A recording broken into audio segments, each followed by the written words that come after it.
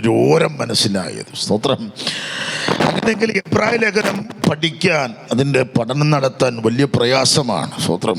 അത്രയ്ക്ക് പ്രൗഢഗംഭീരമായ വാക്യങ്ങൾ. ഞാൻ ഈ ദിവസങ്ങളിൽ റോമാലേഖനവും എബ്രായ ലേഖനവും തമ്മിലുള്ള ഒരു താരതമ്യ പഠനത്തിലാണ്. സ്തോത്രം. അതിൻ്റെ പഠനത്തിലാണ് ഞാൻ നിൽക്കുന്നത്. സ്തോത്രം. അപ്പോൾ തന്നെ ഇതിന് എഴുത്തുകാരനെ കുറിച്ച് അഭിപ്രായങ്ങൾ പലതുണ്ട്.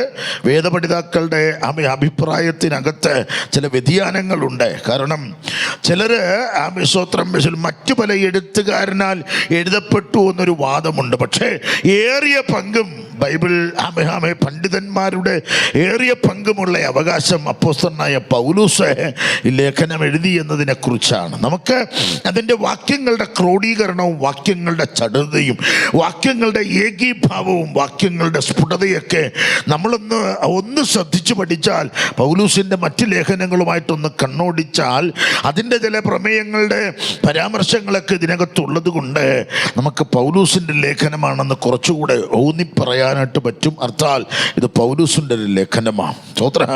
പൗലോസിൻ്റെ ലേഖനത്തിനകത്ത് പൗലോസ് പറയുന്നു, എന്ന ക്രിസ്തുവോ വരുവാനുള്ള നന്മയുടെ മഹാപുരോഹിതനായി വെളിപ്പെട്ടിട്ട് കൈപ്പണിയല്ലാത്ത എന്ന് വെച്ചാൽ ഈ സൃഷ്ടിയിൽ ഉൾപ്പെടാത്തതായ വലിപ്പവും തികവുമേറിയ ഒരു കൂടാരത്തിലൂടെ കടന്ന് ആട്ടുകൊറ്റന്മാരുടെയല്ല പശുക്കിടാവിൻ്റെ അല്ല സ്വന്തം രക്തത്താൽ എന്നേക്കുമുള്ള വീണ്ടെടുപ്പ് എനിക്കും നിങ്ങൾക്കും സാധിപ്പിച്ചു തന്നു. കരമുയർത്തി ഒരു ഹല്ലേലൂയ പറയാം. സ്തോത്രം. ഇന്ന് പകല് നാം ഈ കൂടാരത്തിൻ്റെ ഈ ആലയത്തിൻ്റെ അകത്ത് ഒരുമിച്ച് കൂടിയതിൻ്റെ ഒരു അർത്ഥം എന്ന് പറയുന്നത്, നമുക്ക് വേണ്ടി ഒരു വീണ്ടെടുപ്പുകാരൻ ഉണ്ടായിരുന്നു. അവൻ ആ വില കൊടുത്ത് നമ്മെ വിലക്ക് വാങ്ങിയതാണ് നാം ആലയത്തിൽ ഒരുമിച്ച് കൂടിയത്. സ്തോത്രം.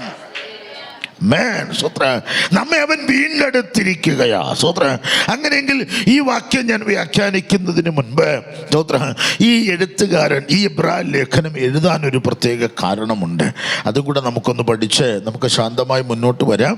നിങ്ങൾ ഉപവാസമാണ്. ഞാനൊരു 3 ദോശ കഴിച്ചു. സ്തോത്രം. അതുകൊണ്ട് ഇനി കഴിക്കുന്നവരെ സ്തോത്രം ഞാനും നിങ്ങളുടെ ഒപ്പമാണ്. സ്തോത്രം. അപ്പോൾ അതുകൊണ്ട് സ്തോത്രം സമയം നമുക്ക് ഇച്ചിരി മുന്നോട്ട് പോകണം. അതുകൊണ്ട് നമുക്ക് വളരെ ശാന്തമായി മുന്നോട്ട് പോകാം. ആരും എന്നെ ശുശ്രൂഷയുടെ ബലത്തിന് കണ്ണടച്ചൊന്നും പ്രാർത്ഥിക്കേണ്ട. കണ്ണ് തുറന്ന് വചനം ശ്രദ്ധിക്കണം. സ്തോത്രം. ആർക്കെങ്കിലും പ്രാർത്ഥിച്ചേ പറ്റുമെന്നുള്ളെങ്കിൽ കണ്ണ് തുറന്ന് അന്യഭാഷയിൽ പ്രാർത്ഥിക്കണം. ഒരു സ്തോത്രം പറഞ്ഞാട്ടെ. പോരാ, ശക്തിയോടെ ശക്തമായിട്ട്. സ്തോത്രം. ഞാൻ ഇന്നലെ രാത്രി ഒന്ന് സ്തോത്രം ചെയ്തു, ഇന്ന് പ്രഭാതത്തിൽ ഒന്ന് സ്തോത്രം ചെയ്തുകൊണ്ട് ഞാൻ ഇച്ചിരി സ്തോത്രം പറഞ്ഞാൽ ഞാൻ വന്നത്. അതുകൊണ്ട് നിങ്ങൾ ആരും എൻ്റെ ശുശ്രൂഷ ശോഭിക്കാൻ ഇന്ന് പകൽ ആരും പ്രാർത്ഥിക്കേണ്ട. ഞാൻ എൻ്റെ വൈഫിനോട് പറഞ്ഞു അല്പസമയം പ്രാർത്ഥിക്കണമെന്ന് പറഞ്ഞു. നിങ്ങൾ കണ്ണു തുറന്ന് വ്യക്തമായിട്ട് തിരുവചനം കേൾക്കണം. ഒരു സ്തോത്രം പറഞ്ഞാട്ടെ. വചനം നിങ്ങളുടെ അകത്ത് സ്പർശിക്കുന്നു എന്ന് തോന്നുമ്പോൾ ഏത് നിലയിലും ആരാധിക്കാനുള്ള സ്വാതന്ത്ര്യമുണ്ട്. അത് പരിജ്ഞാനത്തിലാകണമെന്ന് മാത്രം. ഒരു സ്തോത്രം പറഞ്ഞാട്ടെ. നിങ്ങൾ കരമടിച്ചാലോ സ്തോത്രം ആത്മനിറവിൽ ആരാധിച്ചാൽ എനിക്ക് പ്രശ്നമില്ല. നിങ്ങളോടൊപ്പം ഞാനും ആരാധിക്കും. സ്തോത്രം. ആരാധനയിൽ ഒത്തിരി സമയം ആരാധിക്കുന്നതിൽ വളരെ ആഗ്രഹമുള്ള ആളാണ്. പ്രാർത്ഥിക്കുന്നതിലും ഒരു സ്തോത്രം പറഞ്ഞ ദൈവത്തിന്. അങ്ങനെയെങ്കിൽ നമുക്ക് അല്പസം മുന്നോട്ട് പോകാം. ഈ എഴുതാനുള്ള ഒരു പ്രത്യേക കാരണം, പൗലോസ് ഈ ലേഖനം എന്തിനാണ് എഴുതിയത്, എന്ത് കാരണത്താലാണ് എഴുതിയത് എന്നതിനെക്കുറിച്ച് ഒരു ചെറിയ പഠനം, വലിയ പഠനമൊന്നുമില്ല. നമ്മളും ഇങ്ങനെ പഠനത്തിൻ്റെ ഓരത്തിലാണ്. അതുകൊണ്ട് ഒരു ചെറിയ പഠനം. സ്തോത്രം.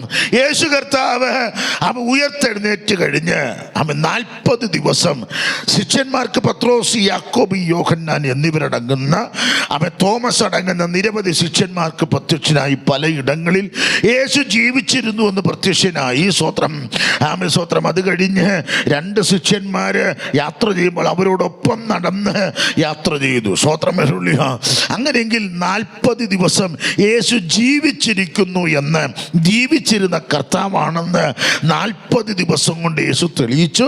40ാമത്തെ ദിവസം യേശു സ്വർഗാരോഹണം ചെയ്തു.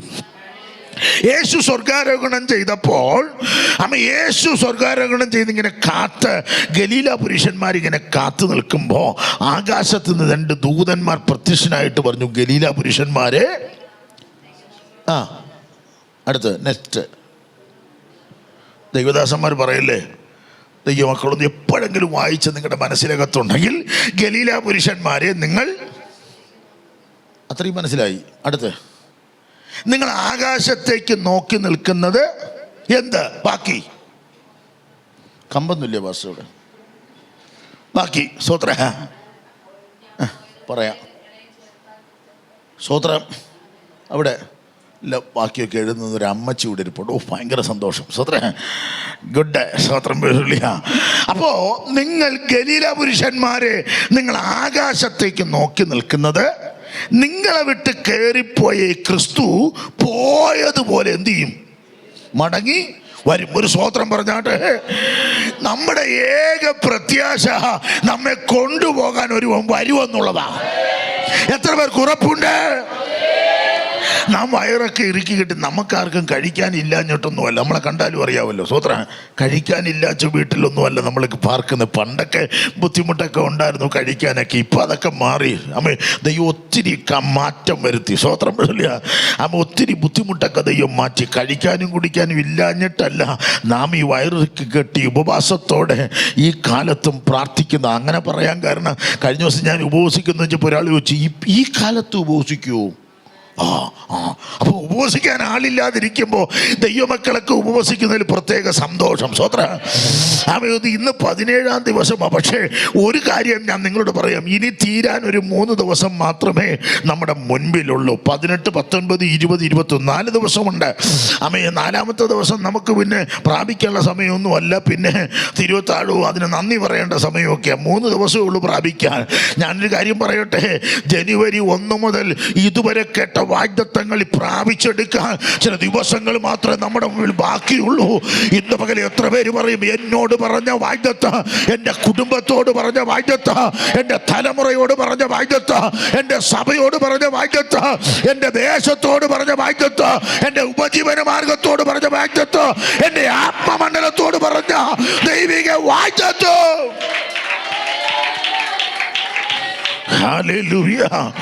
ഒരു കാര്യം ദൈവമക്കൾ ആവേശത്തോടെ പറയണം, 2025 എൻ്റെ മേൽ നടത്താൻ ദൈവം ആഗ്രഹിച്ച വാഗ്ദത്തം അടുത്ത വർഷത്തേക്ക് പോകരുത്. 2025 കലണ്ടർ മറിക്കുന്നതിന് മുമ്പ് എൻ്റെ കൂടാരത്തിൽ അത് എത്തിച്ചേ പറ്റുകയുള്ളൂ. എൻ്റെ ആലയത്തിൽ അത് എത്തിച്ചേ പറ്റുകയുള്ളൂ. എന്നിൽ അത് നിറവേറിയേ പറ്റുകയുള്ളൂ. എൻ്റെ തലമുറയിൽ അത് സംഭവിച്ചേ പറ്റുകയുള്ളൂ. ഹല്ലേലൂയ എന്ന് പറഞ്ഞുകൊണ്ട് ദൈവമക്കൾ ആത്മാർത്ഥമായി പ്രാർത്ഥിക്കണം. സ്തോത്രം, സ്തോത്രം, സ്തോത്രം. ഭൗതിക കാര്യങ്ങൾക്കാൾ ഉപരി നാം പ്രാർത്ഥിക്കേണ്ടത്, ഇന്നലകളിലെ അഭിഷേകം എനിക്ക് പോരാ, ഇന്നലകളിലെ ആരാധന എനിക്ക് പോരാ, ഇന്നലത്തെ വിശുദ്ധി എനിക്ക് പോരാ, ഇന്നലത്തെ കൃപ എനിക്ക് പോരാ, ഇന്നലത്തെ അഭിഷേകം എനിക്ക് പോരാ. ഈ ഉപവാസം ആശീർവാദം പറയുന്നതിന് മുമ്പ് ഒരു പുത്തൻ ദൈവകൃപ, ഒരു പുത്തൻ അഭിഷേകം. Praise to Jesus. നമ്മുടെ ഏക പ്രത്യാശ അവൻ നമ്മെ വിട്ട് കയറിപ്പോയ ക്രിസ്തു പോയതുപോലെ മടങ്ങി വരും. എന്നിട്ട് ആ കർത്താവ് ഭൂമിയിലായിരുന്നപ്പോൾ ശിഷ്യന്മാരോട് പറഞ്ഞു, നിങ്ങൾ യെരൂശലേം വിട്ട് എന്ത് ചെയ്യരുത്? വാങ്ങിപ്പോകരുത്. എൻ്റെ വാഗ്ദത്തത്തിനായി നിങ്ങൾ കാത്തിരിക്കണം. സ്വത്ര. അവർ വാഗ്ദത്തത്തിനായി കാത്തിരുന്ന സ്ഥലം അന്നത്തെ കാലത്ത് ശിഷ്യന്മാരുടെ കൂട്ടത്തിൽ ഒരു പരിധിക്കപ്പുറമായ ധനാട്യൻ എന്ന് പറയുന്നത് മർക്കോസാണ്. സ്വത്ര. മർക്കോസാണ് അന്നത്തെ കാലത്ത് ശിഷ്യന്മാരുടെ കൂടെയുള്ളതിൽ മർക്കോസിന് സ്വത്രം ഇച്ചിരി സാമ്പത്തികം ഇച്ചിരി കൂടുതലുണ്ട്. കാരണം അതുകൊണ്ടാണ് മർക്കോസിന് മാത്രമേ ഒരു മാളിക മുറിയുള്ളൂ അന്നത്തെ കാലത്ത്. അതുകൊണ്ടാണ് യേശു പറഞ്ഞത്, എനിക്ക് അത്താഴം ഒരുക്കാൻ എന്ത് ചെയ്യണമെന്ന് ചോദിച്ചപ്പോൾ, അതിന് അടയാളം ചോദിച്ചപ്പോൾ യേശു ശിഷ്യന്മാരോട് പറഞ്ഞു, നിങ്ങളൊരു സ്ഥലത്തുകൂടെ നടന്നു പോകുമ്പോൾ ഒരു കുടം വെള്ളവും കൊണ്ടൊരു ആൾ മുന്നിൽ വരും, അവനോട് ചോദിക്കണം, ക്രിസ്തുവിനെവിടാ, യേശുവിനെവിടാ അത്താഴം ഒരുക്കേണ്ടത്? അവൻ വിരിച്ച് ഒരുക്കിയിരിക്കുന്ന ഒരു വൻ മാളിക നിങ്ങൾക്ക് കാണിച്ചു തരും. അത് മർക്കോസിന്റെ മാളിക. അവിടെയാണ് സ്വത്രം ശിഷ്യന്മാരും യേശുവിൻ്റെ അമ്മയും സഹോദരനും 120 പേർ കൂടിയിരുന്നത്. അവർ കൂടിയിരുന്നതിൻ്റെ 1-ാം ദിവസം മുതൽ അവർ പ്രാർത്ഥിക്കാൻ തുടങ്ങി. സ്വോത്ര, ഒരു കാര്യം ഞാൻ നിങ്ങളോട് പറയട്ടെ, പ്രഭാഷണം നല്ലതാ, പ്രസംഗം നല്ലതാ, ശുശ്രൂഷ നല്ലതാ, അതിനേക്കാൾ ഉപരി പ്രാർത്ഥന ശക്തിപ്പെടണം. സ്വോത്ര സ്വോത്ര, അതിനേക്കാൾ ഉപരി പ്രാർത്ഥിക്കണം. സ്വോത്ര, അതിനേക്കാൾ ഉപരി ദൈവസന്നിധി പ്രാർത്ഥിക്കണം. സ്വോത്ര, പ്രാർത്ഥനയ്ക്ക് സമയം വേർതിരിക്കണം. സ്വോത്ര, മണിക്കൂറുകൾ ഇരുന്ന് ദൈവത്തോട് കരഞ്ഞു മല്യുദ്ധം പ്രഖ്യാപിച്ച് ഞാനും നിങ്ങളും പ്രാർത്ഥിക്കണം. എന്ന് പറഞ്ഞാൽ ദീർഘ 21 വർഷങ്ങൾക്ക് മുമ്പ് കേട്ട ദൈവിക വാഗ്ദത്തം നിറവേറാൻ യാബോക്കിൻ്റെ കടവിൽ കൂടെയുള്ളവരെല്ലാം അക്കരെ കടത്തിയിട്ട് ആമേശ്വത്ര യാബോക്കിൻ്റെ കടവിൽ ദൂതനോട് മല്ല് പിടിച്ചൊരു യാക്കോബുണ്ട്. എന്നെ അനുഗ്രഹിച്ചിട്ടല്ലാതെ ഞാൻ നിന്നെ വിടുകയില്ല. വ്യക്തിപരമായി നിങ്ങളോട് പറഞ്ഞ വാഗ്ദത്തം പ്രാപിച്ചെടുക്കാൻ മല്ലയുദ്ധം പ്രഖ്യാപിക്കണം. സ്വത്ര, അവിടെ വായിക്കുന്നൊരു പ്രമേയം, ദൈവത്തോടും മനുഷ്യനോടും മല്ലുകെട്ടി ജയിച്ച യാക്കോബ് എങ്ങനെ മല്ലുയുദ്ധം പ്രഖ്യാപിച്ചത്? അവൻ പ്രവാചക പുസ്തകത്തിനകത്ത് എങ്ങനെ യാക്കോബ് മല്ലുയുദ്ധം കഴിച്ചതെന്ന് പ്രവാചക പുസ്തകത്തിൽ കിടപ്പുണ്ട്. അവൻ കണ്ണുനീരുകൊണ്ട് ദൈവത്തോട് മല്ലുയുദ്ധം പ്രഖ്യാപിച്ചു. സ്വോത്ര, എൻ്റെ കർത്താവ് നിന്നിട്ടുള്ളത് റോമാ പടയാളികളുടെ വാളിൻ്റെ മുമ്പിലല്ല, കണ്ണുനീരുകൊണ്ട് തന്നെ വിളിക്കുന്ന തൻ്റെ വൃതന്മാരുടെ അടുക്കൽ എൻ്റെ അപ്പൻ നിന്നുവെങ്കിൽ കണ്ണുനീരുകൊണ്ട് നീ ദൈവത്തെ പിടിച്ചു നിർത്ത്. കണ്ണുനീരുകൊണ്ട്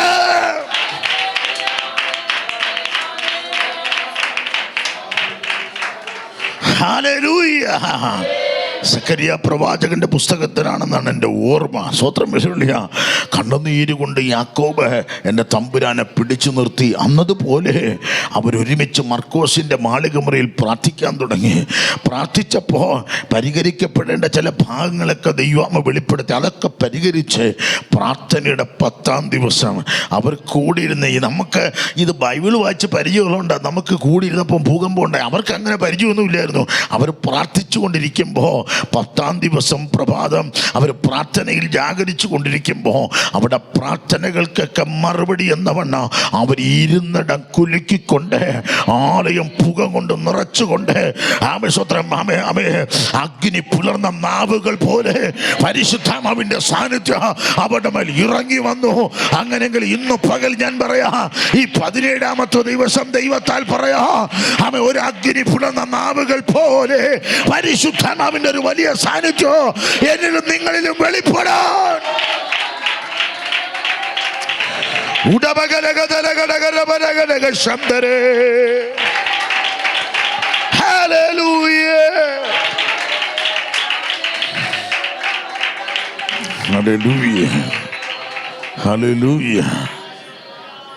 ഈ കഴിഞ്ഞ 2024 ഡിസംബർ മാസം 5-ഓ 6-നാം തോന്നുന്നു, എന്നോട് ദൈവാത്മ പറഞ്ഞു, എനിക്ക് നിന്നോട് സംസാരിക്കണം, നീ എൻ്റെ സന്നിധിയിൽ ഇരിക്കാൻ പറഞ്ഞു.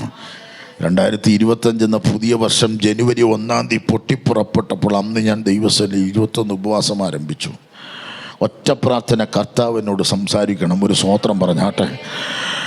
ഈ ദിവസങ്ങളിൽ എത്ര പേര് ദൈവത്തോട് പ്രാർത്ഥിച്ചു, കർത്താവിൻ്റെ ശബ്ദം എന്നെ ഒന്ന് കേൾപ്പിക്കണം.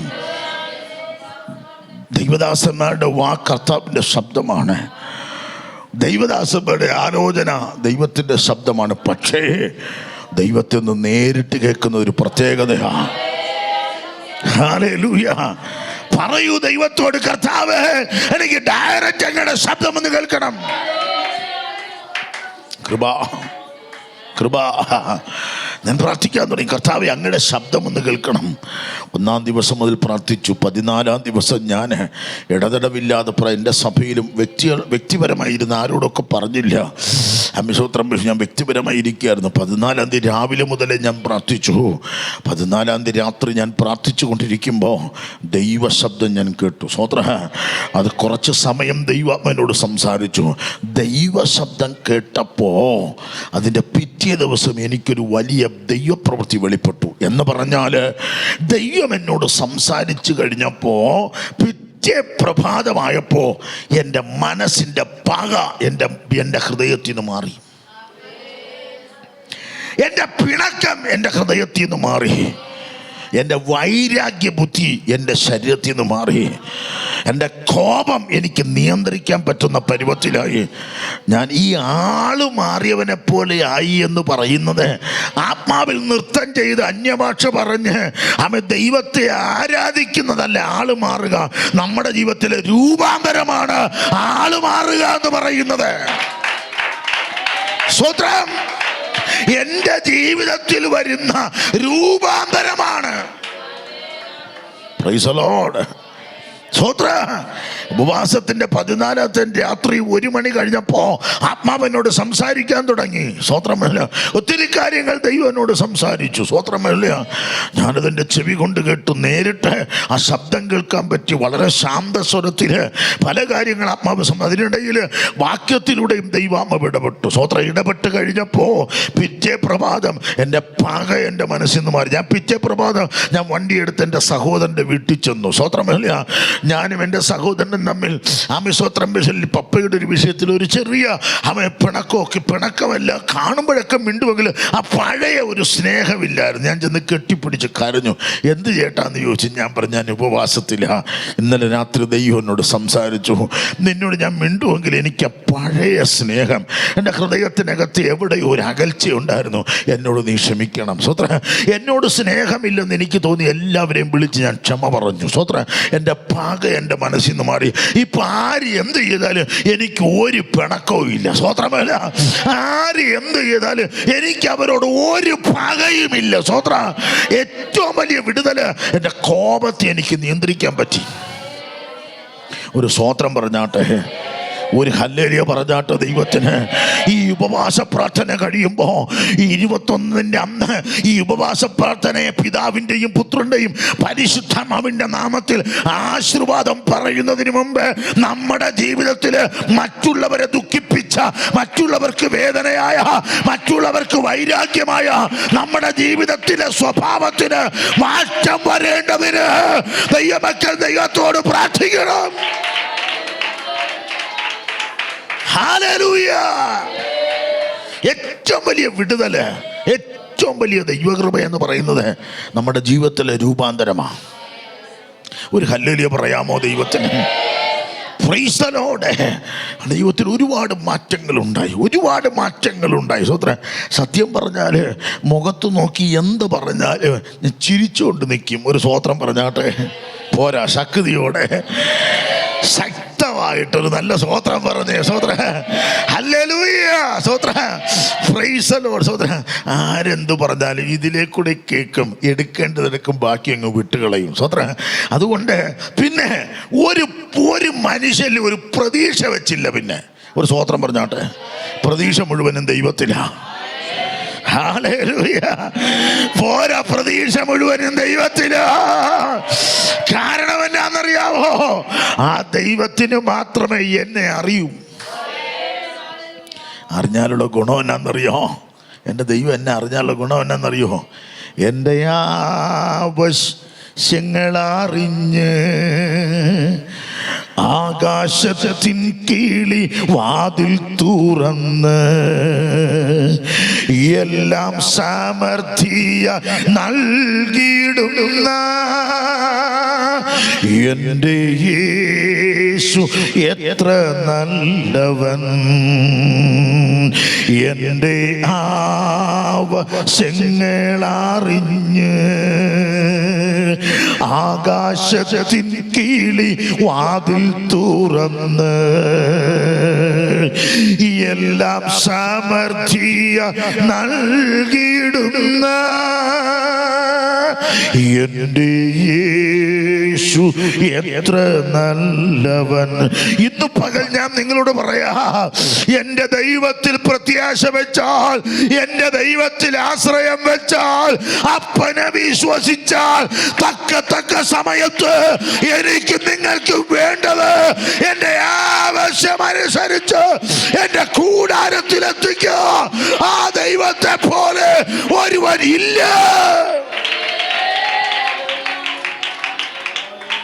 സ്വത്ര മനുഷ്യനിൽ പ്രതീക്ഷ വെച്ചാൽ സ്വത്ര തക്ക സമയത്ത് ആ മനുഷ്യൻ ഇല്ലോ പറഞ്ഞാൽ നമുക്ക് അവനോടൊരു സങ്കടമുണ്ടാകും, അവനോടൊരു ഭാരമുണ്ടാകും. സ്വത്രം മനസ്സിലാ. അതുകൊണ്ട് ഞാൻ മനസ്സിലാക്കിയ ഒരു കാര്യം, ആരിലും പ്രതീക്ഷ വെക്കത്തില്ല. എൻ്റെ കയ്യിൽ എന്തെങ്കിലും ഉണ്ടെങ്കിൽ ആരെങ്കിലുമൊക്കെ ചോദിച്ചാൽ അവൻ നന്മയായിട്ട് കൊടുക്കാൻ പറ്റുമെങ്കിൽ കൊടുക്കുമെന്നല്ലാതെ തിരിച്ചു തരുമെന്നൊരു പ്രതീക്ഷ ഞാൻ വെച്ചിട്ടില്ല. അത് ദൈവത്താൽ സംഭവിച്ചതാണ്. ഹല്ലേലൂയ. ജീവിതത്തിൽ രൂപാന്തരമുണ്ടായി, മാറ്റമുണ്ടായി, മാറ്റങ്ങൾ സംഭവിച്ചു. സ്വോത്ര. ഞാൻ എന്തിനിത് പറഞ്ഞു എന്ന് ചോദിച്ചാൽ, ഇന്ന് പകലിൽ ഞാൻ നിങ്ങളോട് പറയാം, ഈ ഉപവാസ പ്രാർത്ഥന കഴിയുമ്പോൾ നമ്മുടെ സ്ഥിതി മാറ്റുന്ന ഒരുവൻ ഇവിടെ വന്നിട്ടുണ്ട്. എത്ര പേർക്ക് ഇന്ന് പകൽ തിരിച്ചറിയാൻ പറ്റുമോ? എൻ്റെ സ്ഥിതി മാറ്റുന്ന ഒരുവന്, കഴിഞ്ഞ കാലങ്ങളുടെ എൻ്റെ അനുഭവം മാറ്റിത്തരുന്ന ഒരുവന് ഇന്ന് പകൽ ഇവിടെ വന്നിട്ടുണ്ട്. ഞാൻ എൻ്റെ ദൈവത്തിന് സ്തുതി പാടുകയാണ്. ഹല്ലേലൂയ. ഞാൻ ദൈവത്തിന് സ്തോത്രം ചെയ്യുന്നു. സ്തോത്ര. അവർ കൂടിയിരുന്ന മാളിക മുറിക്കകത്ത് അഗ്നി പൊള്ളുന്ന നാവുകൾ പോലെ അവർക്ക് പരിശുദ്ധാത്മാവ് പ്രത്യക്ഷനായി. അവർക്ക് കൊടുത്ത ഭാഷയിൽ അവർ ദൈവത്തോട് സംസാരിച്ചു. അവർ സംസാരിച്ചപ്പോൾ അന്ന് പെന്തക്കോസ്തിൻ്റെ ഉത്സവം നടക്കുന്ന സമയമാണ്. അന്ന് ഉത്സവം നടക്കുന്ന സമയമാണ്. ആലയത്തിൽ ഉത്സവം നടക്കുന്ന സമയമാണ്. ആൾക്കാർ ഓടിക്കൂടി ഇവരുടെ അടുക്കലോട്ട്. പന്തിരുടെ കൂട്ടത്തിൽ പത്രോസ് എഴുന്നേറ്റെന്ന് പ്രസംഗിച്ചു. പത്രോസിൻ്റെ പ്രസംഗം കേട്ടപ്പോൾ അവൻ പ്രസംഗം കേട്ട് മാനസാന്തരപ്പെട്ടു. മാനസാന്തരപ്പെടുന്നതിന് മുമ്പേ അവർക്ക് സംഭവിച്ചൊരു പ്രോസസ്സ്, അതിന് നമ്മൾ പലപ്പോഴും ദുർവ്യാഖ്യാനമെടുക്കും. സ്വത്ര. പത്രോസ് പ്രസംഗിച്ചപ്പോൾ എടുത്തു പറയുന്നൊരു ഭാഗം, അവർക്ക് കുത്തുകൊണ്ടു. അവർക്ക് എന്നാ കൊണ്ടു? കുത്തുകൊണ്ട് അവർ എന്ത് ചെയ്തു? മാനസാന്തരപ്പെട്ടു. ഒരു സ്തോത്രം പറഞ്ഞാട്ടെ, അല്ലേ? നമുക്കൊക്കെ ഒരു ദുർവ്യാഖ്യാനമുണ്ട്. ഞാനൊരു സഭയിലെ ഇടയനും കൂടെ ആയതുകൊണ്ട് ചിലപ്പോഴൊക്കെ സങ്കീർത്തന പ്രബോധനം കഴിഞ്ഞ്, ചിലപ്പോഴൊക്കെ അമഹോത്രം അത് കഴിഞ്ഞുള്ളൊരു മെസ്സേജ് കഴിഞ്ഞ് ഇറങ്ങുമ്പോഴൊക്കെ വിശ്വാസിയുടെ മുഖത്തിനൊരു ചെറിയ കടുപ്പമൊക്കെ കണ്ടിട്ടുണ്ട്. അമ്മ ഒന്ന് ചിരിച്ചാൽ പറയും, പാസ്ന്ന് എനിക്കിട്ട്, അല്ലേ? ഒരു ദുർവ്യാഖ്യാനമുണ്ട്. പക്ഷേ ഒരു കാര്യം പറയാം, ആത്മാർത്ഥതയോടെയാണ് ആ വായിൽ നിന്ന് വന്ന വാക്യങ്ങൾ എൻ്റെ ഹൃദയത്തെ കുത്തുകൊണ്ടെങ്കിൽ നടക്കേണ്ടത് ദുർവ്യാഖ്യാനമല്ല, നടക്കേണ്ടത് മാനസാന്തരമാണ്. ഹല്ലേലൂയ. മാനസാന്തരപ്പെട്ട് അവർ രക്ഷിക്കപ്പെട്ട് സഭയോട് ചേർന്നു 3000 പേര് അവർ ദൈവത്തെ അറിയാൻ തുടങ്ങി. സ്തോത്രമല്ലേ. അത് കഴിഞ്ഞ് പത്രോസും കൂട്ടരും ശിഷ്യന്മാരുടെ ഏറ്റവും വലിയ ആവേശം. അവൻ നേരത്തെ പത്രോസ് ഈ കർത്താവിനെ അറിയത്തില്ലെന്ന് പറഞ്ഞു പരിശുദ്ധാത്മാവ് തൻ്റെ മേൽ വന്നു കഴിഞ്ഞപ്പോൾ ശിഷ്യന്മാരുടെ ആവേശം യേശുവിനെ കുറിച്ച് പറയുക എന്നുള്ളതാണ്. അങ്ങനെ അവർ യേശുവിനെ കുറിച്ച് പറയാൻ തുടങ്ങി, യേശുവിനെ കുറിച്ച് പറയാൻ തുടങ്ങി, യേശുവിനെ കുറിച്ച് അങ്ങോട്ട് പറയാൻ തുടങ്ങി. സ്വത്ര. ഇവർ പറഞ്ഞപ്പോൾ ഇവരുടെ വാക്ക് കേട്ടിട്ട് പലരും യേശുവിനെ അറിഞ്ഞു. ഒരു സ്വത്രം പറഞ്ഞാട്ടെ. പലരും യേശുവിൻ്റെ അനുകാരികളായി മാറി. യേശുവിൻ്റെ കൂടെ അവൻ സഞ്ചരിക്കത്തക്കവണ്ണം ക്രിസ്തുവിനെ അറിയാൻ തുടങ്ങി. സ്വത്രം. ഈ അറിയാൻ തുടങ്ങിയ ഈ ക്രിസ്തുവിനെ കുറിച്ച് പ്രസംഗിക്കുന്ന ശിഷ്യന്മാർക്കുള്ള ക്വാളിഫിക്കേഷൻ എന്നാണെന്നറിയോ? 2 ക്വാളിഫിക്കേഷൻ. ഒന്ന് സാമാന്യ ജനം, 2 പഠിപ്പില്ലാത്തവർ. ഒരു സ്തോത്രം പറഞ്ഞേ. ശിഷ്യന്മാർക്കുള്ള ക്വാളിറ്റി, 1 സാമാന്യ ജനം, 2 പഠിപ്പില്ലാത്തവർ. സ്തോത്ര. ഇന്നും നമുക്ക് ഏതാണ്ട് ക്വാളിറ്റി ഉള്ളത് കൊണ്ടല്ല ഈ പുസ്തകം കയ്യിൽ ഏൽപ്പിച്ചത്, തമ്പുരാന്റെ മഹാകൃപയാണ്. ഹല്ലേലൂയ. ദൈവത്തിന്റെ മഹാകരുണയാണ്. Praise the Lord. Praise the Lord. എൻ്റെ ദൈവത്തിൻ്റെ മഹാകൃപയാണ്. സ്തോത്രം. എന്ന് പറഞ്ഞ് പഠിത്തം വേണ്ടെന്നല്ല, പഠനം വേണം. സ്തോത്രം. ഞാൻ ഇപ്പോഴും പഠിച്ചുകൊണ്ടിരിക്കുക, പഠനം ആവശ്യമാണ്. സ്തോത്രം. പക്ഷേ ഇന്ന് പകല് പറയാ, സാമാന്യ ജനം എന്ന് പറയാം, സാധാരണ ജനം, 2 പഠിപ്പില്ലാത്ത, പക്ഷേ അവരുടെ വായിൽ നിന്ന് വീഴുന്നത് ചങ്ക് തുളച്ച് കയറുന്ന ദൈവത്തിൻ്റെ വചനമാണ്. സ്തോത്രം. ഒരു ഹല്ലേലൂയ പറയാം ദൈവത്തിന്. ഇന്ന് പകൽക്കാലം എന്നെ കേൾക്കുന്ന ദൈവമക്കളെ, ക്രിസ്തുവിന്റെ വചനം ഏത് ദൈവദാസൻ പറഞ്ഞാലും ദൈവമക്കൾ പറഞ്ഞാലും ഏത് മനുഷ്യനെ രൂപാന്തരപ്പെടുത്തി ക്രിസ്തുവിൽ തികഞ്ഞവനാക്കാൻ ഈ വചനത്തിന് ശക്തിയുണ്ട്. വിശ്വസിക്കുന്നവർ കരങ്ങൾ ചേർത്തടിച്ച് അല്പസമയം ദൈവത്തെ സ്തുതിക്ക്. എന്നെ തികഞ്ഞവനാക്കുന്ന ഒരു ദൈവത്തിന്റെ വചനം. സ്തോത്രം, സ്തോത്രം. ശിഷ്യന്മാരൊക്കെ യേശുവിനെ കുറിച്ച് പ്രസംഗിച്ച് പലരും യേശുവിനെ അറിഞ്ഞ് അങ്ങനെ അവർ മുന്നോട്ട് പോയപ്പോൾ സ്തോത്രം ഒരു സ്ഥലത്തെത്തിയപ്പോൾ നാട്ടുകാർ പറഞ്ഞു ഇവരാണ് ആര്? ക്രിസ്ത്യാനികൾ. എവിടെ വെച്ച് പറഞ്ഞെന്നറിയാമോ? സ്തോത്രം അന്ത്യോക്യയിൽ വെച്ച് നാട്ടുകാർ പറഞ്ഞതാണ് ഇവരാരാ. എന്താ അങ്ങനെ പറയാൻ കാര്യം? പ്രസംഗം മാത്രമല്ല, അവരുടെ സ്വഭാവത്തിന് വന്ന മാറ്റവും കൂടെ കണ്ടപ്പോൾ നാട്ടുകാർ പറഞ്ഞു ഇതാരാ. അങ്ങനെയെങ്കിൽ എൻ്റെ ഒരു ദൈവപൈതലെന്ന് പറയേണ്ടത് കൂടെ ആരാധിക്കുന്നവരല്ല, നാട്ടുകാർ പറയണത് ഇതൊരു ദൈവപൈതലാണ്. ഒരു സ്തോത്രം പറയാമോ? സ്തോത്രം. നമ്മുടെ അയൽവക്കക്കാർ പറയണോന്ന് ഇതൊരു ദൈവപൈതലാണ്. പോരാ ശക്തിയോടെ. എത്ര പേർക്ക് ഞാൻ പറയുന്നതിൽ സന്തോഷമുണ്ട്. നിങ്ങൾ ശ്രദ്ധിച്ചേ സ്തോത്രം. നമ്മുടെ ആരാധനയും പാട്ടും ഒക്കെ പലരും ശ്രദ്ധിക്കുന്നുണ്ടെന്നേ നമുക്ക് പലപ്പോഴും അറിഞ്ഞൂടാത്തതുകൊണ്ടാ. ഞാൻ ഈ കഴിഞ്ഞ ഏപ്രിൽ മാസവും മെയ് മാസവും ഏപ്രിൽ മാസമാണെന്ന് തോന്നുന്നു സ്തോത്രം എൻ്റെ ഒരു സ്നേഹിതനെ കാണാനായിട്ട്, ഒരു ദൈവദാസനെ കാണാനായിട്ട് നമ്മുടെ തിരുവനന്തപുരത്തിൻ്റെ രാജവീതി എന്നറിയപ്പെടുന്ന കവടിയാറ് ജംഗ്ഷനിലെ ഒരു അതിൻ്റെ ഒരു സൈഡ് ഇങ്ങനെ നിൽക്കുമ്പോൾ ഒരു 2 മിനിറ്റ് ഒരു 5 മിനിറ്റ് കഴിഞ്ഞപ്പോൾ ഒരു മനുഷ്യൻ ഒരു ബുള്ളറ്റ് വന്നിട്ട് എൻ്റെ അടുക്ക് കൊണ്ടങ്ങ് വണ്ടി ചവിട്ടി. സ്തോത്രം. വണ്ടി ചവിട്ടിയിട്ട് ഞാനിങ്ങനെ സൂക്ഷിച്ച് നോക്കി. ഇപ്പം ഞാൻ വിചാരിച്ചത് അവൻ്റെ ഹെയർ സ്റ്റൈല് കണ്ടപ്പോൾ ഒരു പ്രത്യേകത തോന്നി. ഞാൻ ഇങ്ങനെ സൂക്ഷിച്ച് നോക്കി. അപ്പോൾ എനിക്കും പിടി കിട്ടിയില്ല. പെട്ടെന്ന് ഹെൽമെറ്റ് എടുത്തിട്ട് ചോദിച്ചു എന്നെ അറിയാവോ എന്ന് ചോദിച്ചു. സ്വോത്ര. ഞാൻ പറഞ്ഞു എവിടെ കണ്ട് പരിചയമുള്ളത് പോലെ തോന്നുന്നു സ്വോത്ര. അപ്പോൾ എന്നോട് ചോദിച്ചു ബൈജു എന്നല്ലേ? ഞാൻ പറഞ്ഞു അത് തന്നെ. പുള്ളി ചാടിഞ്ഞിറങ്ങി. എന്നോട് ആരാ? 9, 8, 9, 10 സ്കൂളിൽ പഠിച്ചൊരു സ്നേഹിതനാണ്. ഞാൻ പറഞ്ഞു ഇന്ന ആളാ. ഓടി ചെന്ന് എത്ര വർഷങ്ങൾക്ക് മുമ്പ് അമ്മ ഭയങ്കര സന്തോഷം, കെട്ടിയൊക്കെ പിടിച്ച് ഭയങ്കര സന്തോഷം. എന്നോട് ചോദിച്ചു നീ എന്ത് ചെയ്യുന്നു? അപ്പം ഞാൻ കെട്ടി എന്നെ കണ്ടിട്ട് എന്തോ നീ ഇപ്പം ഞാൻ നോക്കിയിട്ട് പറയാം നിന്നെ കണ്ടിട്ട് നിന്നെ ഒരു പാസ്റ്റർ പോലെ തോന്നുന്നു സ്വോത്ര. ഞാൻ പറഞ്ഞു ഞാനൊരു പാസ്റ്റർ. ഞാൻ കേട്ട് നീ എന്ത് ചെയ്യുന്നു? ഞാൻ പാസ്റ്ററോട് പറയുന്നില്ല സ്വോത്ര. ഞാൻ പറഞ്ഞു എന്നാലും പറ, നമ്മൾ പഴയ സുഹൃത്തല്ലേ. നീ ഇതറിയണ്ട സ്വോത്ര. ഞാൻ പറഞ്ഞു എന്നാലും കുഴപ്പമില്ല പറഞ്ഞോ സ്വോത്ര. അപ്പം പറയാം ഞാൻ ഇവിടുത്തെ BJPയുടെ മുഖ്യ ശിക്ഷകനാണ്. ഞാൻ ഈ വർഷം എനിക്ക് ഏരിയ കമ്മിറ്റി സെക്രട്ടറി ആകാനൊക്കെ അവർ പറഞ്ഞിട്ടുണ്ട് സ്തോത്രം. അതുകൊണ്ടാണ് ഞാൻ നിന്നോട് പറയാത്തത്. ഞാൻ അതിന് കുഴപ്പമൊന്നുമില്ല. എന്നിട്ട് അവൻ പറയുക ഞങ്ങളുടെ വീട്ടിൻ്റെ അടുത്ത് ഇതേപോലെ ഒരു ആരാധനയുണ്ട്, നിങ്ങളെപ്പോലെ ഒരു ആരാധന. എന്നാ പ്രസംഗമാ. എന്നിട്ട് അദ്ദേഹം പറയാ കഴിഞ്ഞ മാസം ഒരു ദൈവദാസം വന്ന് പ്രസംഗിച്ചു ക്ഷമ കൊണ്ട് പ്രാണനെ നേടും. ആര് പറഞ്ഞതാ?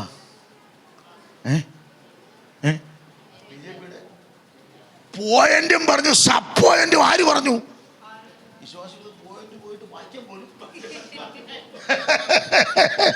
നോക്കണേ സ്വത്രം. പോയിന്റും പറഞ്ഞു, സബ് പോയിന്റും പറഞ്ഞു. എന്നിട്ട് എന്നോട് പറയാ നല്ല പ്രസംഗമാണ്, നല്ല പാട്ടാ സ്വത്രം. ചില പാട്ടൊക്കെ ബൈജു എന്നെ പിടിച്ചു കുലുക്കിയിട്ടുണ്ട്. ഞാൻ കേട്ട് എന്താ സ്വത്രം ഒരു പാട്ടുണ്ടല്ലോ നിങ്ങൾക്ക് സ്വത്രം. ഞാൻ കേട്ട് ഏത് പാട്ടാ? ദൈവത്തെ മറന്നു കുഞ്ഞേ ജീവിക്കരുതേ. അവൻ എന്നോട് പറയാ സ്വത്രം. എന്നിട്ട് പറയാ ദൈവസ്നേഹം വർണ്ണിച്ച്. എന്നിട്ട് അവൻ എന്നോട് പറയാ എൻ്റെ ബൈജുവേ അതുകൊണ്ട് ഞാനിപ്പോൾ ഈ പ്രസംഗം കേൾക്കാൻ വേണ്ടി ഞായറാഴ്ച രാവിലെ എൻ്റെ വർക്കുണ്ടെങ്കിൽ ഞാൻ എന്തെങ്കിലും കുഴപ്പി വീട്ടിയിരിക്കും ഇത് കേൾക്കാൻ വേണ്ടി. എന്നിട്ട് എന്നോട് പറയാം കഴിഞ്ഞൊരു ദിവസം ഞാൻ തളർന്നു കുത്തി, എൻ്റെ ഒരു ആവശ്യമായിട്ട് തളർന്നു കുത്തി ഇരുന്നപ്പോൾ സ്വത്രം മേളിയ അവിടെ ശനിയാഴ്ച ഒരു യൂത്ത് മീറ്റിംഗ് നടക്കുക സ്വത്രം മേളിയ.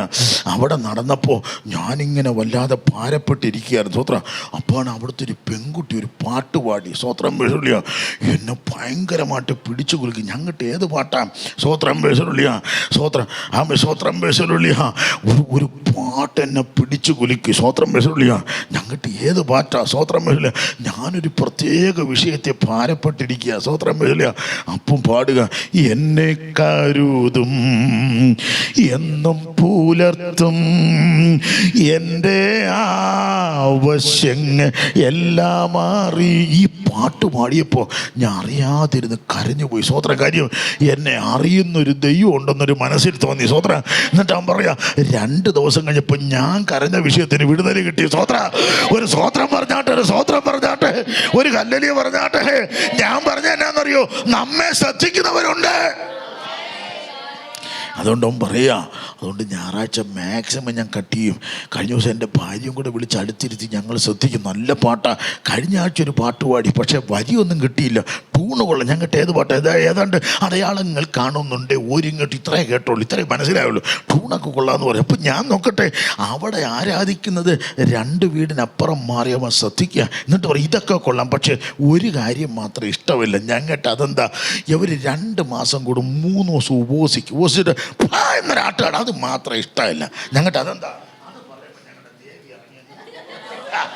അത് മാത്രം ഞങ്ങൾക്ക് ഇഷ്ടമില്ല, ബാക്കിയൊക്കെ വളരെ സന്തോഷം. സ്വോത്ര ഞാൻ മനസ്സുണ്ട്, അതാ ഞങ്ങൾക്ക് ഇഷ്ടം. സ്വോത്ര അവനോട് പറയാൻ പറ്റുമോ? സ്വോത്രമല്ല, ഒരു ഹല്ലേലൂയ പറഞ്ഞോ ദൈവത്തിന്. സ്വോത്ര അവൻ പറയും ഇതൊക്കെ ഭയങ്കര ഇഷ്ടമാ എന്ന് പറഞ്ഞാൽ അർത്ഥം, സന്ധ്യയ്ക്ക് നല്ലൊരു പാട്ടൊക്കെ 2 പാട്ടൊക്കെ പാടി സങ്കീർത്തനമൊക്കെ വായിച്ച് അയൽവക്കക്കാരെയൊക്കെ അനുഗ്രഹിച്ച് പ്രാർത്ഥിക്കണമെന്നേ.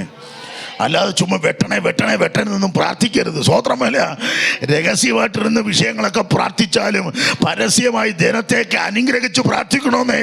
അയൽവക്കക്കാരെയൊക്കെ അനുഗ്രഹിച്ച് പ്രാർത്ഥിക്കണം, അവരെയൊക്കെ അനുഗ്രഹിച്ച് സ്വോത്രം ചെയ്യണം, അവർക്ക് വേണ്ടിയൊക്കെ പ്രാർത്ഥിക്കണം. ഒരു നല്ല ഹല്ലേലൂയ പറഞ്ഞോ. ഹല്ലേലൂയ. നാം പ്രാർത്ഥിക്കുന്നത് അയൽവക്കക്കാരൻ്റെ ചെവിയിലെത്തിയ എപ്പോഴെങ്കിലും ഒരിക്കൽ ആരും കാണാതെ വന്നു പറയും, ഞങ്ങൾക്കൂടെ ഒന്ന് പ്രാർത്ഥിക്കണേ, ഇന്ന വിഷയങ്ങളൊക്കെ ഉണ്ട്. ഒരു സ്വോത്രം പറഞ്ഞാട്ടെ, ഒരു ഹല്ലേലൂയ പറഞ്ഞാട്ടെ. ഇന്ന് പകൽ വളരെ ആത്മാർത്ഥതയോടെ പറയാ, നാം ഭവനത്തിരുന്ന് പ്രാർത്ഥിക്കുന്നത്, നാം പാടുന്ന പാട്ടുകള്, നാം വായിക്കുന്ന വചനങ്ങളൊക്കെ ശ്രദ്ധിക്കുന്നവരുണ്ട്. അവര് പറയണോ ഇവരൊരു ദൈവവൈതലാണ്. സ്വോത്ര കവലപ്രസംഗം ഭയങ്കര ഇഷ്ടമാണ് എനിക്ക്. സ്വോത്രം വരില്ല. കഴിഞ്ഞ ദിവസം ഞങ്ങൾ കവലപ്രസംഗം നടത്താൻ ഒരു ദേശത്തോട്ട് കൊണ്ട് വണ്ടി ഒതുക്കിയപ്പോൾ ഒരു 50-55 വയസ്സുള്ളൊരു മനുഷ്യൻ വന്നിട്ട്, ഇവിടെ ഒന്നും പറ്റത്തില്ല, ഇവിടെ നിന്ന് പ്രസംഗിക്കാൻ പറ്റത്തില്ല, ഇവിടെയൊക്കെ നിർത്തിക്കോണമെന്ന് പറഞ്ഞു. സ്വോത്രം ബസുല്യ വല്ലാതെ അങ്ങ് ഷൗട്ട് ചെയ്തപ്പോൾ ഞങ്ങളുടെ കൂടെയുള്ളൊരു ദൈവദാസനൊരു നല്ല പാട്ടങ്ങ് പാടി. സ്വോത്രം ബസുല്യ നല്ലൊരു പാട്ടാണ്. സ്വോത്രം ആ പാട്ട് അങ്ങ് പാടിക്കഴിഞ്ഞ് ആരും ഇൻട്രൊഡ്യൂസ് ചെയ്താൽ ഞാൻ മൈക്കെടുത്ത് അല്പം ഇന്ത്യൻ ചരിത്രമൊക്കെ പ്രസംഗിച്ച് ഒരു വചനമൊക്കെ പറഞ്ഞു. ഒരു 10-20 മിനിറ്റ് നന്നായിട്ടൊരു വചനമൊക്കെ പറഞ്ഞപ്പോൾ ഒരു 15 മിനിറ്റ് കഴിഞ്ഞപ്പം ഈ പറയേണ്ടെന്ന് പറഞ്ഞ പുള്ളി തന്നെ വെള്ളം നാരങ്ങ വെള്ളമൊക്കെ ഇട്ടുകൊണ്ട് വന്നു. സ്വോത്രം വരില്ല. എഴുന്നേറ്റ് പ്രസംഗത്തിൻ്റെ അവസാനം ഓട്ടർക്കോൾ എടുത്തപ്പോൾ 2 പേര് കൈയൊക്കെ പൊക്കി യേശുവിനെ രക്ഷിതാവായി സ്വീകരിക്കാൻ. സ്വോത്ര മീറ്റിംഗ് കഴിഞ്ഞപ്പോൾ അവിടുത്തെ തൊട്ടടുത്ത കടയിലെ പഴമൊക്കെ പുള്ളി വാങ്ങിച്ചുകൊണ്ട് വന്നു, ബിസ്ക്കറ്റൊക്കെ വാങ്ങിച്ചുകൊണ്ട് വന്നിട്ട് എൻ്റെ അടുത്ത് പറയാം, നിങ്ങളെയൊക്കെ ഇഷ്ടമില്ലാത്തത് കൊണ്ടല്ല, നിങ്ങളെയൊക്കെ ഭയങ്കര ഇഷ്ടം. പക്ഷേ ഇതുകൊണ്ട് അവിടെ ഉരുത്തിയിരിക്കണ കണ്ടോ, അവളാണ് ഇവിടുത്തെ പെന്തക്കോസാരി. അവൾ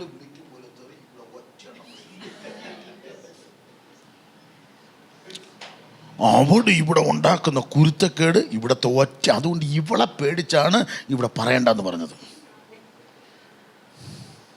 എന്നിട്ട് അദ്ദേഹം തന്നെ പറയാം, രാവിലെ ഉപവാസം പറയുന്നത്, രാത്രി കൂറ്റം തെറിയാ, എവിടെ കേൾക്ക, ഡിക്ഷണറി ഇല്ലാത്തൊക്കെ പറഞ്ഞു കളയുമെന്ന്, പുതിയ വാക്ക് കേൾക്കണം, ഇവിടെ വന്നാൽ മതിയെന്ന്. നിങ്ങൾ സ്വോത്രം പറഞ്ഞോ പോരാ. ഞാൻ മേലോട്ട് നോക്കിയിരിക്കാം. സ്വോത്ര ഇംഗ്ലീഷ് പറയാത്തവർക്കായി സ്വോത്രം പോരാ, ഒരു നല്ല സ്വോത്രം പോരാ, ശക്തമായിട്ട് ഒരു നല്ല സ്വോത്രം, ഒരു സ്വോത്രം പറഞ്ഞേ. ഇപ്പം ഞാൻ ശുശ്രൂഷിക്കുന്ന മരുദൂരാണ്. നേരത്തെ ശുശ്രൂഷ പ്രാപിച്ചോലുന്ന സ്ഥലത്താണ്.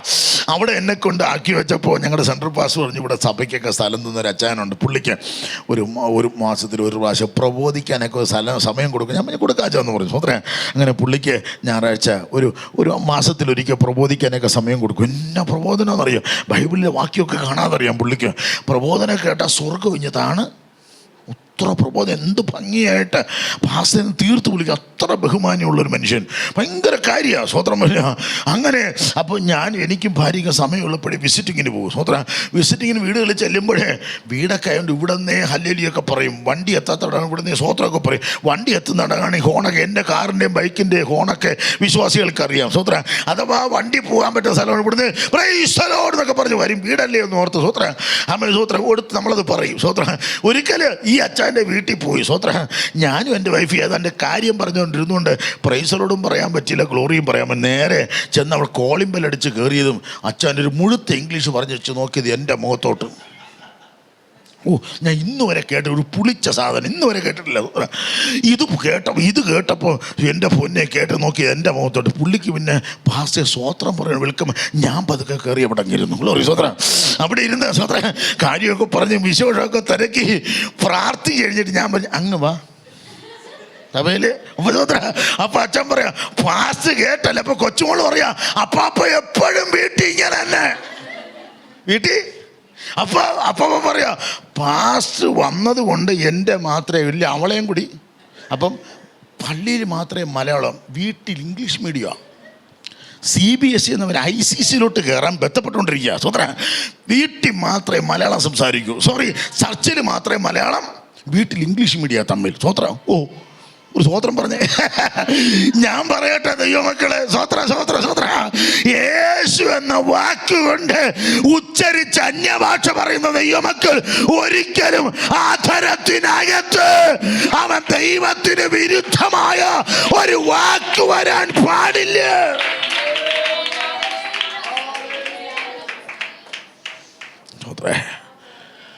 ഈ വർഷം എനിക്കൊരു സങ്കടം ഉണ്ടായി, പറയാം. ഈ വർഷം ഫെബ്രുവരി മാസം ഞാനൊരു മീറ്റിംഗ് കഴിഞ്ഞ് വന്നപ്പോൾ, ഇച്ചിരി നേരത്തെ വന്നപ്പോൾ, എൻ്റെ മൂത്ത മോള് പറയാം പപ്പാ എനിക്ക് 20 വയസ്സുണ്ട്. ഞങ്ങട്ട് അതെന്തിനാ എനിക്കറിയാമല്ലോ. അപ്പോൾ ഇളയോള് പറയും എനിക്കും ഉണ്ട് 16 വയസ്സ്. ഞങ്ങട്ട് എന്താ കാര്യം? പപ്പ കയറി വാ, ഇന്ന് അമ്മയ്ക്ക് 2 ഡോസ് കൊടുത്തിട്ടുണ്ട്.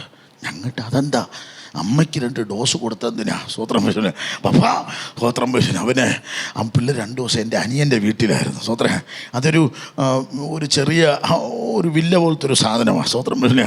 അപ്പോൾ എന്നോട് പറയാം പപ്പ ചാച്ചൻ്റെ വീട്ടിനടുത്ത് ഒരു ദൈവമക്കളൊക്കെ ഉണ്ടായിരുന്നു. അവിടെ രാവിലെ 10 മിനിറ്റ് ഉപവാസ പ്രാർത്ഥനയായിരുന്നു. ഉപവാസ പ്രാർത്ഥന എന്ന് പറഞ്ഞാൽ ഭയങ്കര പ്രാർത്ഥന കഴിഞ്ഞ് ഉച്ചയ്ക്ക് 2 മണിയൊക്കെ അപ്പോൾ ആരാധന ശക്തിപ്പെട്ടു. പിശാചിനെയൊക്കെ ശാസിച്ച് അവർ ശാസിച്ച് കേട്ട ഇന്ത്യ മഹാരാജ്യത്ത് ഒരു പിശാചും കാണൂല, അത്രയ്ക്ക് ശാസിച്ചു. ഒരു 4 മണി വരെ ശാസനയും പൽസനയും ചാവട്ടി പിശാചിനെയൊക്കെ ഓടിച്ച് ദേശത്ത് നിന്നേ ഓടിച്ചു. സ്വോത്രം ഭയങ്കര നമ്മൾ വിളിച്ചാത്തോണ്ട് നമ്മൾ പോയില്ല പപ്പ എന്ന് പറഞ്ഞു. ഞങ്ങളിങ്ങനെ ഇരുന്നു. പക്ഷേ രാത്രി 9 മണി കഴിഞ്ഞപ്പോൾ അടിയും ഇടിയും തെറിയും. ഭാര്യ ഇടിക്കുന്ന ഇടിയെന്ന് പറഞ്ഞാൽ ഇടിക്കുമ്പം വിളിക്കുമ്പോൾ തെറി, വിളിക്കലടി എന്ന് പറഞ്ഞാൽ തെറി.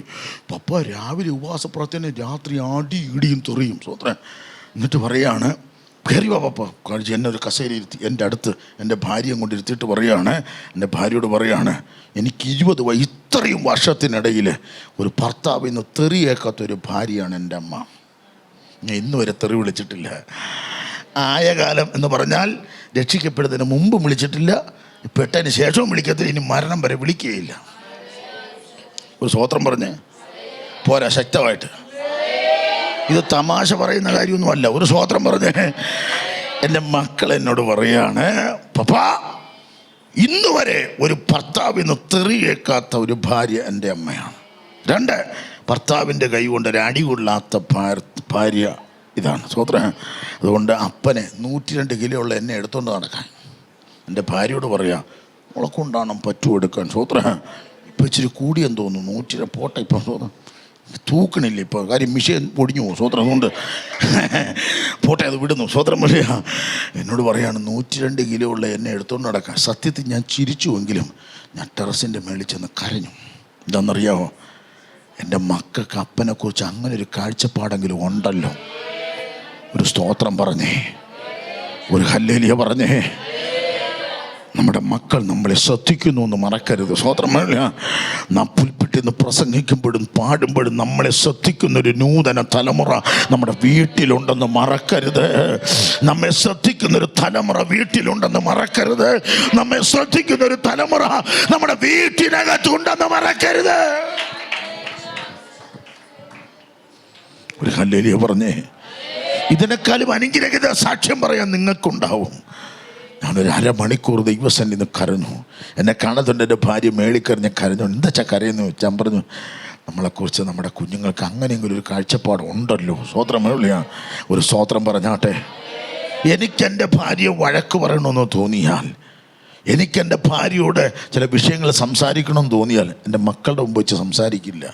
പ്രത്യേകിച്ച് സഭാപരമായ കാര്യമാകട്ടെ, നമ്മൾ വഴക്ക് പറയുന്ന കാര്യമാകട്ടെ, ഞാൻ മക്കളുടെ മുമ്പ് വെച്ച് പറയില്ല. എളുപ്പമൊക്കെ അബദ്ധവശാൽ മിണ്ടരുന്നൊക്കെ പറഞ്ഞു പോകും. പക്ഷേ പറയണമെങ്കിൽ അമ്മ രാത്രി പിള്ളേരൊക്കെ ഉറങ്ങി കഴിയുമ്പോൾ പതുക്കെ വൈഫിനെ ബൈക്കിലോട്ട് കയറ്റി നേരെ അട്ടക്കുളങ്ങര കൊണ്ടുവന്നൊരു ഒരു കരിക്കൻ ഷേക്ക് വാങ്ങിച്ചു കൊടുത്ത് നേരെ ശംഖുവത്ത് പോയിരുന്ന് അവിടെ നിന്ന് കാര്യമൊക്കെ പറഞ്ഞ് ഹോത്ര ഇന്ന ദിവസം ഇന്ന കാര്യം എനിക്ക് ഇഷ്ടപ്പെട്ടില്ല തിരിച്ചും പറയാൻ പറയും. എൻ്റെ സ്നേഹത്തിൽ എന്തെങ്കിലും ബുദ്ധിമുട്ട് വന്നിട്ടുണ്ടോ, നമ്മൾ തമ്മിലുള്ള സ്നേഹത്തിൽ എന്തെങ്കിലും കുറവ് വന്നിട്ടുണ്ടോ, എല്ലാം പരിഹരിച്ച് പ്രാർത്ഥിക്കും. ഒരു സ്വോത്രം പറഞ്ഞാട്ടെ. നമ്മളെല്ലാം ഇന്നലെ തിരുവല്ലയായിരുന്നു മീറ്റിംഗ്, ഇന്നലെ ഏനാത്തായിരുന്നു മീറ്റിംഗ്, ഇന്നിവിടെ, നാളെ എനിക്ക് മീറ്റിംഗ് ഓതറയില്ല. അപ്പോൾ എല്ലാ ദിവസവും ഇങ്ങനെ ഓടുക. ചിലപ്പോൾ നമ്മുടെ സാമീപ്യം ഒരു ആഗ്രഹിച്ചാലും ചില സമയത്ത് സമയബന്ധിതമായ സമയം കിട്ടാത്തത് കൊണ്ട് താമസിക്കുന്നുണ്ട് അവരോട് രണ്ട് വാക്ക് പറയാനും നമുക്ക് പറ്റുകയില്ല. പക്ഷേ അതൊക്കെ അവർക്ക് വിഷമാകും. കാര്യം രാവിലെ ഞാൻ പലപ്പോഴും ചിന്തിച്ചിട്ടുണ്ട്, സ്വോത്ര ഇവരെന്തിനാ ഇത്രയും പറയുന്നത്. സ്വോത്ര ഒരിക്കൽ ഇത് പറഞ്ഞപ്പോൾ എന്നോട് വൈഫ് പറയാ, അച്ഛൻ പിള്ളേരെ നോക്ക്, ഞാൻ പുറത്തോട്ട് പോയിട്ട് വരാം. ദൈവമേ, അയ്യോ എൻ്റെ സുനിപ്പാസ് ഭയങ്കരം. ഞാനൊരു 1 മണിക്കൂർ എൻ്റെ കുഞ്ഞുങ്ങളെ നോക്കി ഞാൻ പറഞ്ഞു, പാടി നിന്നെ കൊണ്ടേ പറ്റൂ. സ്വോത്ര നമ്മളൊരു 10 മിനിറ്റ് അതിനെ നോക്കിയപ്പോൾ അത് അങ്ങോട്ട് മറിയുന്നു ഇങ്ങോട്ട് വന്നു. എൻ്റെ പൊന്നെ ഒരു രക്ഷ നമുക്ക് പറ്റില്ല, നമ്മെ കൊണ്ട് പറ്റില്ല. അതുകൊണ്ട് വീട്ടിൽ ഇരുന്ന് ഈ മക്കളുടെ കാര്യമൊക്കെ നോക്കി വീട്ടുകാര്യമൊക്കെ നോക്കിയിരിക്കുന്ന ഭാര്യ നമ്മൾ വരുമ്പോൾ ഒരു നല്ല സ്നേഹവാക്കൊക്കെ പറയും, ഒരു സന്തോഷ വാക്കൊക്കെ പറയും, ഒരു അവരെ ഒന്ന് സപ്പോർട്ട് ചെയ്യുമെന്നൊക്കെ ചിന്തിക്കുമ്പോൾ നമ്മൾ കയറി പെരുവി വന്നാൽ നമ്മളിങ്ങനെ ആരുടെ മിണ്ടാതെ അവർ ചിരിക്കാതെ നമ്മളിങ്ങനെ പെരുവൊക്കെ വരുമ്പോൾ അവർ ദൈവമേ കെട്ടിയും പോയല്ലോ ഗ്ലോറി ഇല്ലേ, നിങ്ങളാരും മിണ്ടുന്നില്ല. കെട്ടിയവർ മാത്രം സ്വോത്രം പറഞ്ഞാൽ മതി, ഇല്ലാത്തവർ പിന്നെ പ്രാർത്ഥിച്ചുകൊണ്ടിരിക്കും ദൈവം അനുഗ്രഹിക്കും. സ്വോത്രം അല്ലേ, അതൊക്കെ ഒരു പ്രത്യേക സന്തോഷമാണ്. ഒരു ഹല്ലേലൂയ പറഞ്ഞ സ്വോത്രം. പ്രത്യേകിച്ച് നമ്മുടെ ശുശ്രൂഷ പിശാചിന് നേരെയുള്ള പോരാട്ടം കൂടെ ആയതുകൊണ്ട് അവൻ ചില മേഖലയിൽ കയറി പിടിക്കാൻ സാധ്യതയുണ്ട്. അതുകൊണ്ട് അവിടെയൊക്കെ അടച്ചു വേണം കൃപയിൽ മുന്നേറിപ്പോകാൻ. അതൊരു ദൈവകൃപയാണ്. Price the Lord. ഞാൻ ദൈവത്തിന് സ്വോത്രം പറയാം. ഒരു നല്ല ഹല്ലേലൂയ പറയാമോ? ഹല്ലേലൂയ. ഒരു കാര്യം ആത്മാവിൽ ഞാൻ പറയാ, നമ്മെ കാണുന്നവർ നമ്മെ ശ്രദ്ധിക്കുന്നുണ്ട്, നമ്മെ കാണുന്നവർ വീക്ഷിക്കുന്നുണ്ട്, നമ്മെ കാണുന്നവർ നമ്മെ മനസ്സിലാക്കുന്നുണ്ട്. സത്യം പറഞ്ഞാൽ ഒരു കാര്യം പറയാം, സ്വോത്രം വേളിയ, ഒരു കാര്യം ഈ ദിവസങ്ങളിൽ എനിക്ക് മനസ്സിലായത്, നമ്മുടെയൊക്കെ ജീവിതത്തിൽ സാമ്പത്തികമായിട്ടൊക്കെ ഒരുപാട് പരിഭവമൊക്കെ ഉണ്ട്, പരാതിയൊക്കെ ഉണ്ട്. സ്വോത്രം അത് തീരുന്ന ഇടം എവിടെയാണെന്നറിയാവോ? അതിനൊരു പരിഹാരം ഞാൻ പറഞ്ഞു തരാം. ഏത് ബുദ്ധിമുട്ടും മാറും. ഭാര്യയും ഭർത്താവും കൈകോർത്ത് പിടിച്ച് അല്പസമയം പ്രാർത്ഥിക്കാൻ തയ്യാറായാൽ, മുഴങ്കാൽ മടക്കാൻ തയ്യാറായാൽ, തമ്മിൽ കരങ്ങൾ കോർത്ത് പിടിച്ച് അല്പസമയം ദൈവസേന ഇടിവിൽ നിന്ന് കരയാൻ തയ്യാറായാൽ സ്വർഗം നമ്മുടെ മുമ്പിൽ തുറക്കപ്പെടുവെന്ന് എത്ര പേരുന്ന പകൽക്കാലം വിശ്വസിക്കുന്നു? ഒരു തുറക്കാൻ ഒരു സ്വർഗമുണ്ട്, തുറക്കപ്പെടാൻ ഒരു സ്വർഗമുണ്ട്. ഹല്ലേലൂയ. ഞാൻ ദൈവത്തിന് സ്വോത്രം ചെയ്യുകയാണ്. സ്വോത്രം. അവർ തമ്മിൽ ഒരുമിച്ച് കരം കൊടുത്ത് പ്രാർത്ഥിച്ചാൽ, കാരണം 2 പേർ ഐക്യപ്പെട്ട് പ്രാർത്ഥിച്ചാൽ മറുപടി ഉണ്ടെന്നേ. സ്വോത്രം. അതൊരു ദൈവപ്രവൃത്തിയാ. സ്വോത്രം. പക്ഷേ ഞാൻ വിടുകയാ.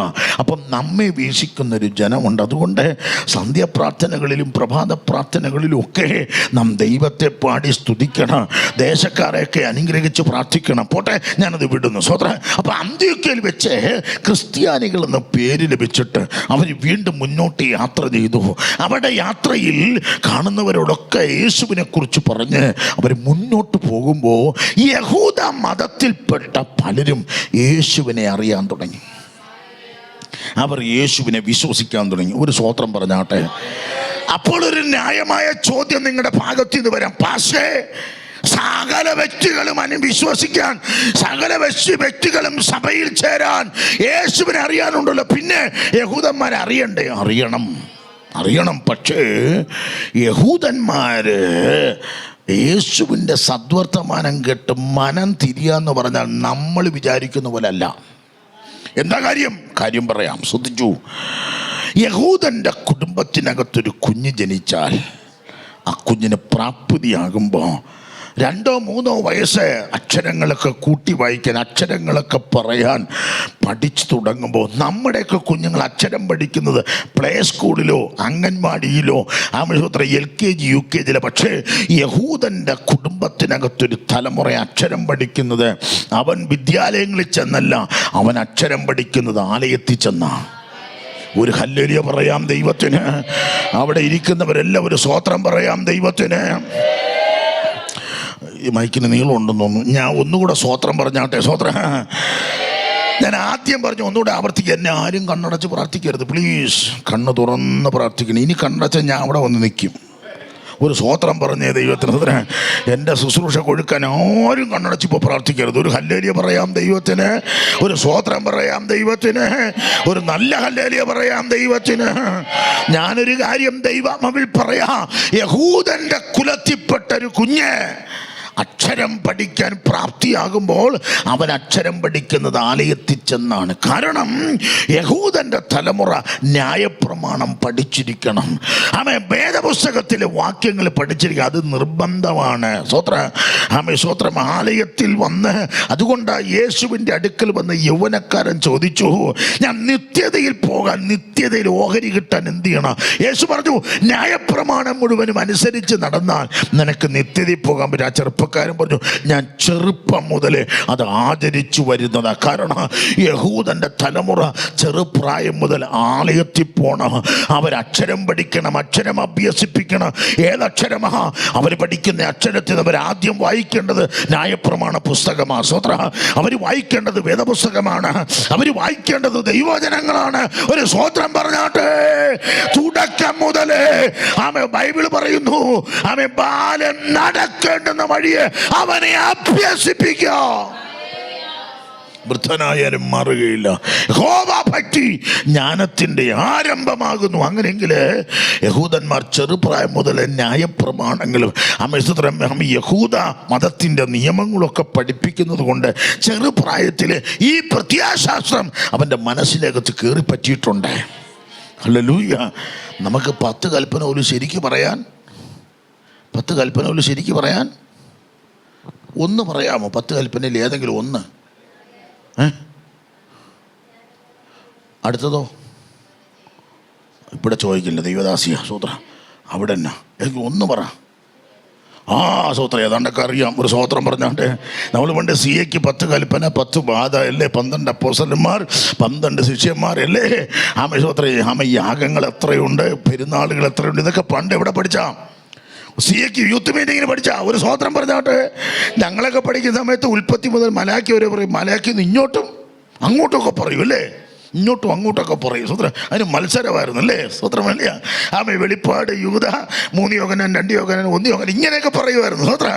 ഭയങ്കര രസമായിരുന്നു. ഭയങ്കര ആവേശമാണ് ഇതൊക്കെ പറയാൻ. ഒരു സ്തോത്രം പറഞ്ഞാട്ടെ.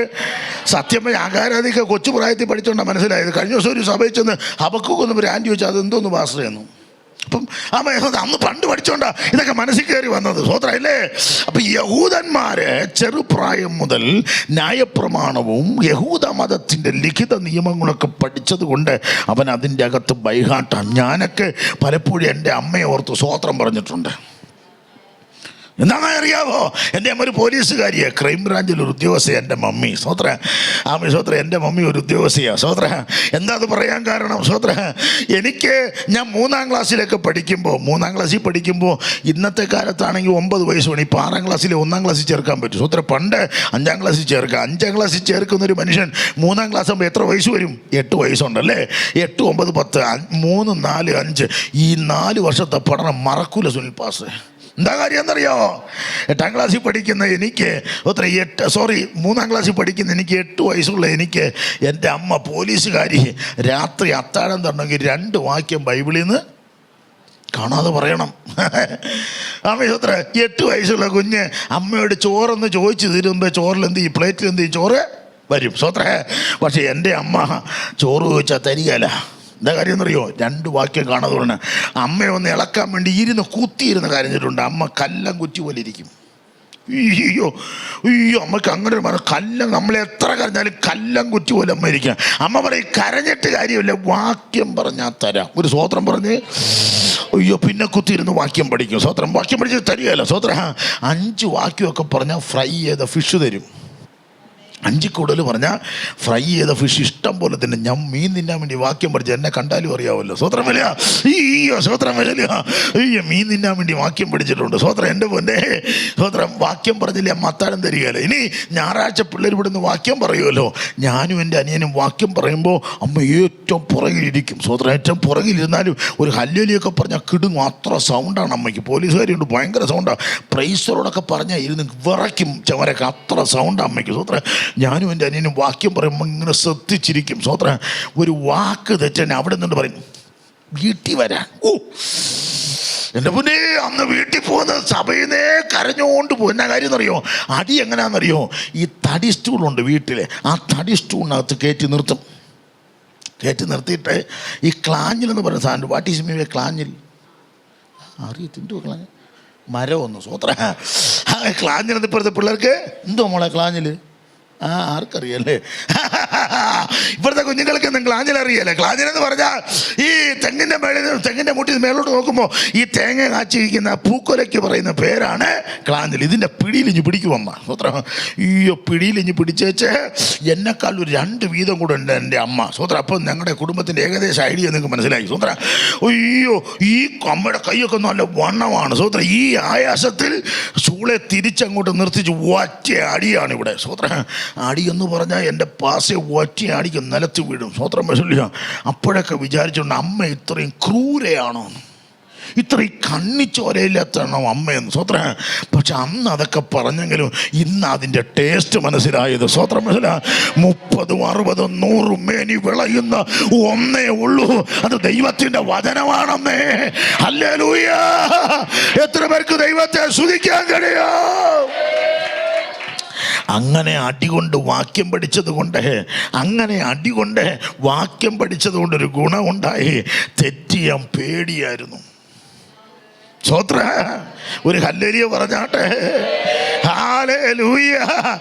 ഇന്ന് വരെ ഒരു ലഹരിയും ഈ ശരീരത്തിൽ കയറിയിട്ടില്ല. കാര്യം എന്ത്? ഒന്ന് അടികൊണ്ട് പഠിച്ച വാക്യമാണ്. പഠിച്ച വാക്യം മാത്രമല്ല, ഭയങ്കര പ്രാർത്ഥനാകാരിയാണ് എൻ്റെ അമ്മ. മണിക്കൂർ ഇരുന്ന് പ്രാർത്ഥിക്കും. സ്വോത്രം വരില്ല. പ്രഭാതത്തിൽ 4:15 സമയമുണ്ട്. എൻ്റെ അമ്മയുടെ മുറിയിൽ നിന്ന് പ്രഭാത പ്രാർത്ഥന കേൾക്കും. സ്വോത്രം 4:15 തുടങ്ങുന്ന പ്രാർത്ഥന ഞങ്ങളെയും വിളിച്ചിരുത്തി പ്രാർത്ഥിച്ച് ഞങ്ങൾക്കൊരു 5 മണിയാകുമ്പോൾ പഠിക്കാനോ കിടക്കാനോ ഒക്കെ പോകും. അമ്മ 4:15 തുടങ്ങുന്ന പ്രാർത്ഥന 6:30 വരെ പ്രാർത്ഥിക്കും. അമ്മ 4:15 പാടിയില്ലെങ്കിൽ വീട്ടുകാരെ ചോദിച്ചാൽ, നാട്ടുകാരെ ചോദിക്കും ലീല സാർ എന്താ പാടാത്തെന്ന്. നാട്ടുകാരുടെ അന്നത്തെ ടൈം പീസായിരുന്നു എൻ്റെ അമ്മ. ഭയങ്കര പ്രാർത്ഥനാകാരിയാണ്. സ്വോത്രം മനസ്സില്ല. രാവിലെ പ്രാർത്ഥിക്കും, 12 മണിക്ക് പ്രാർത്ഥിക്കും, 7 മണിക്ക് പ്രാർത്ഥിക്കും, രാത്രി പ്രാർത്ഥിക്കും.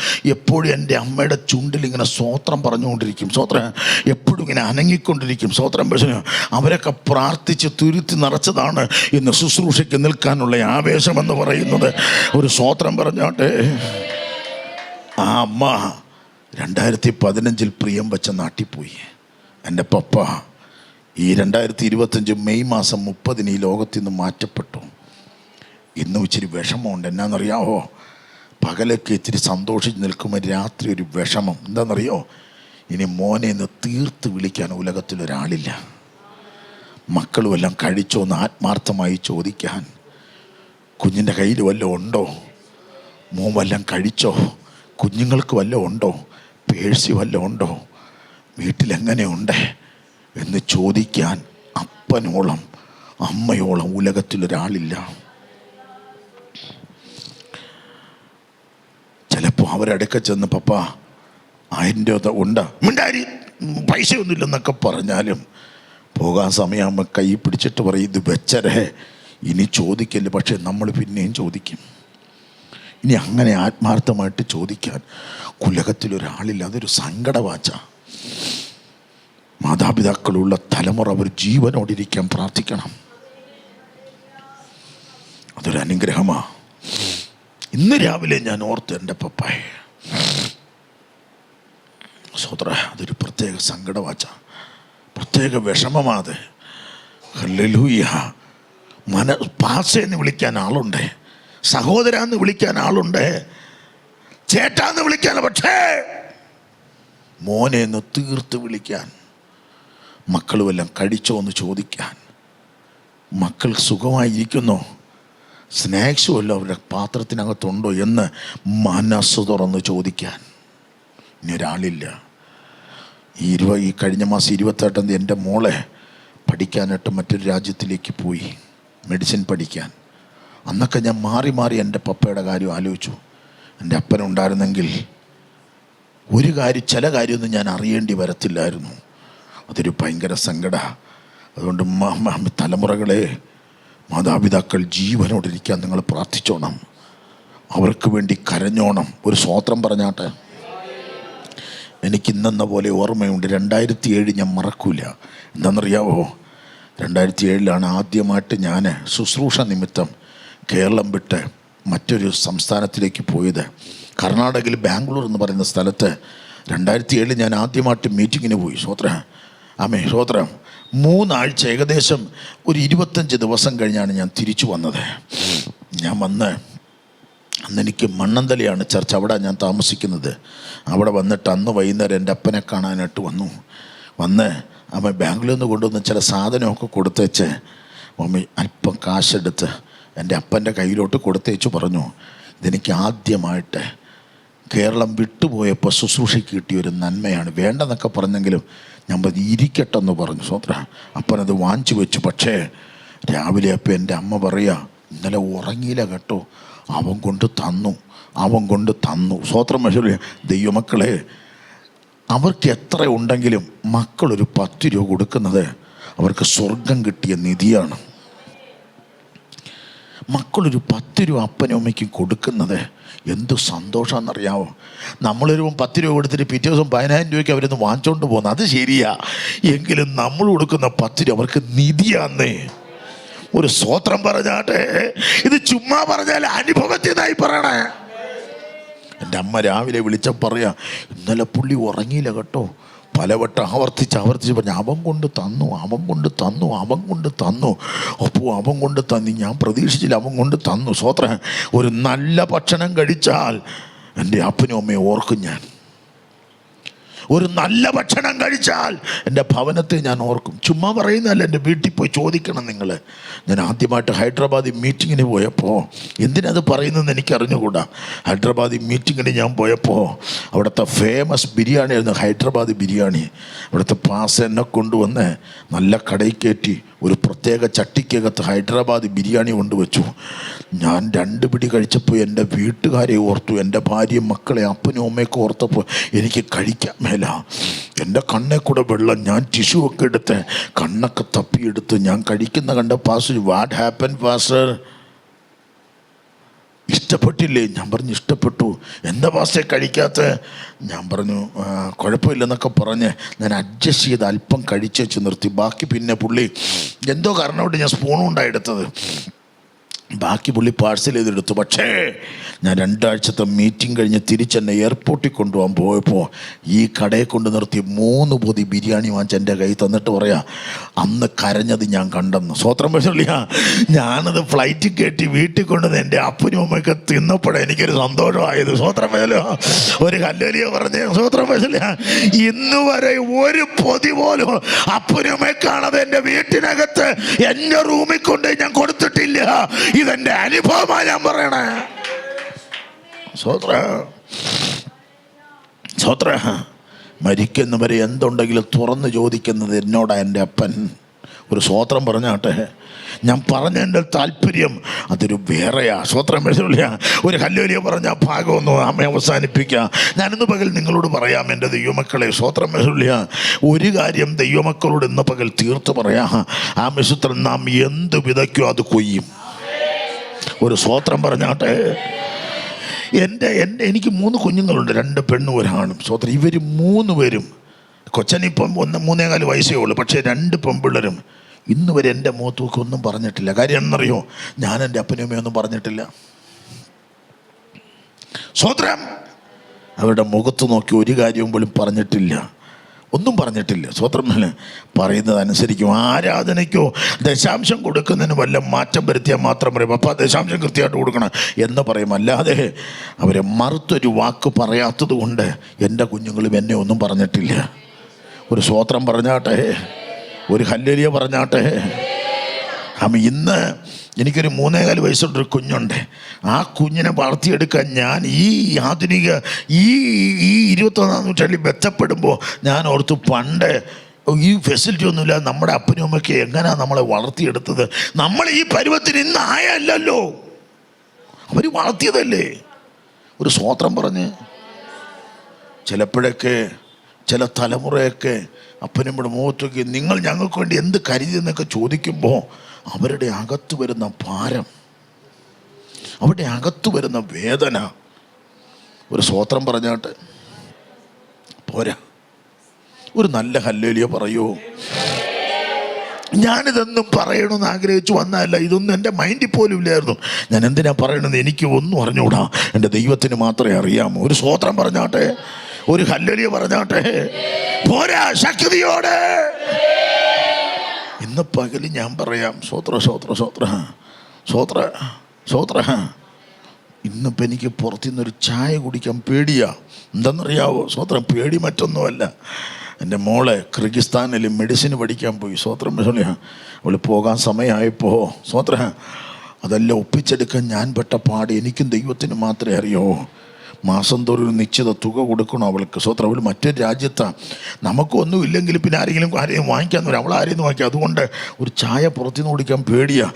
അതുകൊണ്ട് എടുത്ത് കുഞ്ഞിനെ അയച്ചു കൊടുക്കാൻ വേണ്ടി പേടിയാണ് പലപ്പോഴും. സ്വോത്രം, പക്ഷേ എന്താണെന്നറിയാവോ, ഇങ്ങനെയൊക്കെ വയറിറക്കി കെട്ടി ചെയ്യുമ്പോൾ 6 വർഷത്തെ പഠനമൊക്കെ കഴിഞ്ഞ് വരുമ്പോൾ അപ്പൻ എന്ത് സമ്പാദിച്ചു എന്ന് ചോദിച്ചാൽ സ്വോത്രം നമ്മളൊക്കെ പിന്നെ ഭൂമിയിൽ താഴോട്ടങ്ങ് പോയാൽ മതി. സ്വോത്രം, ഒരു സ്വോത്രം പറഞ്ഞാട്ടെ. ഇന്നത്തെ കാലത്ത് നമുക്കിത് പറ്റുന്നില്ല, പിന്നെ അന്നത്തെ കാലത്ത് പറ്റുമോ? എങ്കിലും വളരെ മാന്യമായിട്ടല്ലേ നോക്കിയത്. സ്വോത്രം, ചിലപ്പോഴൊക്കെ സിറ്റി കൂടെ ഒന്ന് നടക്കണം, കിഴക്കേ കോട്ടയെ കൂടെയൊക്കെ ഒന്ന് നടക്കണം. എന്തിനാണെന്നറിയാമോ? പല കുഞ്ഞുങ്ങളും നമ്മുടെ അടുക്കൽ വന്ന് വല്ലതും തരണം എന്ന് പറയുമ്പോൾ നമ്മുടെ അപ്പന്മാർക്ക് വേണമെങ്കിൽ അങ്ങനെ എടുത്തെറിയാൻ നമ്മളെ. പക്ഷേ കൈ വളർന്നോ കാല് വളർന്നു നോക്കി നമ്മളെ ഇത്രയും മുളച്ച് പ്രാപ്തിയാക്കിയപ്പോൾ അവരെ മുഖത്ത് നോക്കി അവർക്ക് വിഷമം വരുന്നു ഒന്നും പറഞ്ഞു കളയരുത്. ആ മിശ്രത്തിന് അവരുടെ കണ്ണ് സന്തോഷത്താലേ നിറയാവോ. നിന്റെ വാക്കിൻ്റെ ഭാരത്താൽ വിഷമം കൊണ്ട് നിറയരുത്. അത് ഗുണമല്ല, അത് പലപ്പോഴും സങ്കടമായിരിക്കും. ചില പെങ്കൊച്ചുങ്ങളൊക്കെ നിൽക്കുന്ന കാണാം അപ്പൻ്റെ മുമ്പിലേക്ക്. സ്വോത്രം, ഒരു സ്വോത്രം പറഞ്ഞാട്ട് നമ്മൾ പേടിച്ചു പോകും ചില സമയത്ത്. സ്വോത്രം വരില്ല. സ്വോത്രം, ഹല്ലേലൂയ. നിന്നെ ഭാഗം പറഞ്ഞങ്ങ് വിടുക. സ്വോത്രം ബസ്സിൽ ഒരു കാര്യം ദൈവമക്കളോട് ഇന്ന് പകല് പറയാം. സ്വോത്രം വരില്ല. സ്വോത്രം ബസ്സില്ല. നമ്മെ അറിയുന്നൊരു സ്വർഗം ഇന്ന് പകലുണ്ട്.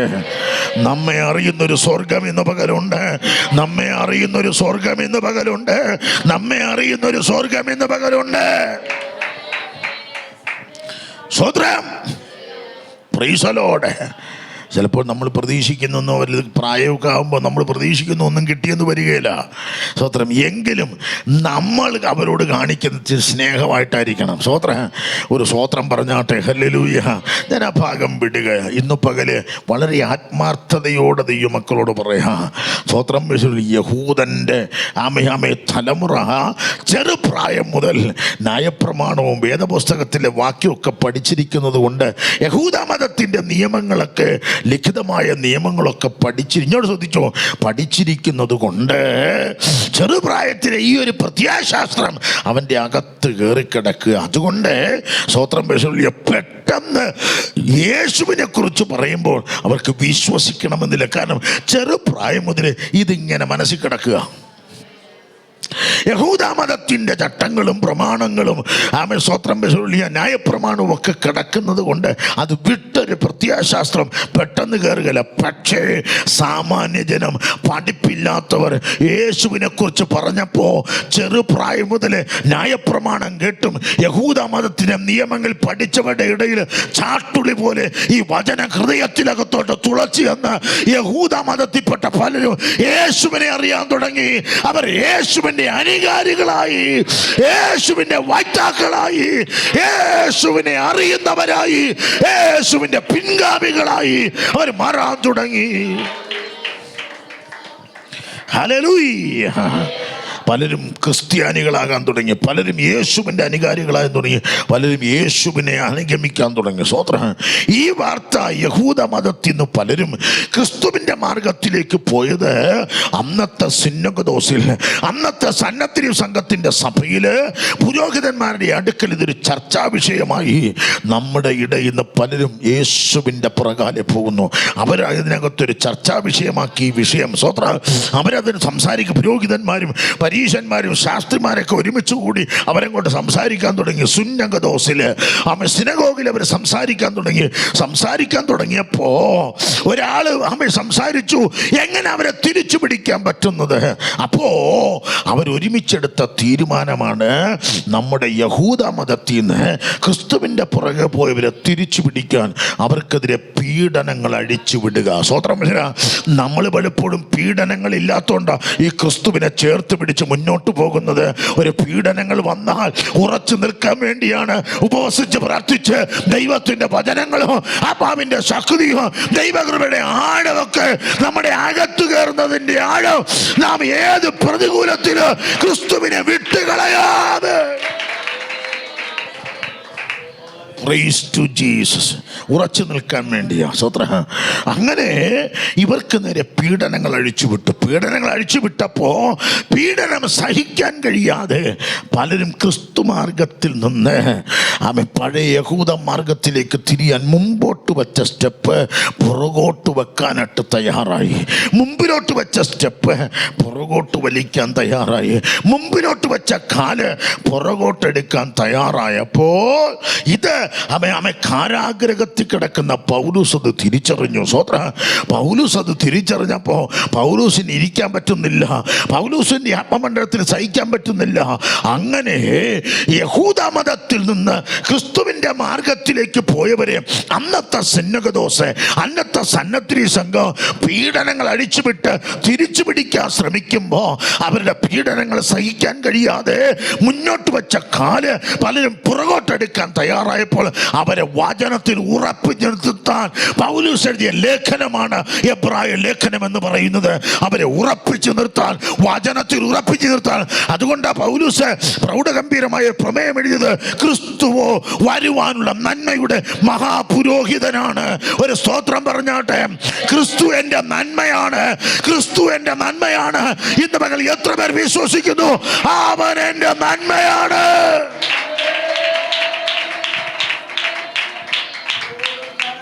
Hallelujah, hallelujah, hallelujah. എത്ര പേരുന്ന് പകൽ വിശ്വസിക്കുന്നു എൻ്റെ രക്ഷകൻ, എൻ്റെ വീണ്ടെടുപ്പുകാരൻ, എൻ്റെ ആവശ്യങ്ങൾ നിറവേറ്റുന്നതിലൊരുപരി അവൻ എൻ്റെ നന്മയാണ്. സ്വത്ര. അവൻ എൻ്റെ സമ്പത്താണ്, അവൻ എൻ്റെ നന്മയാണെന്ന് വിശ്വസിക്കുന്നവർ കരമടിച്ചു ദൈവത്തെ സ്തുതിക്ക്. അവൻ എൻ്റെ നന്മയാണ്.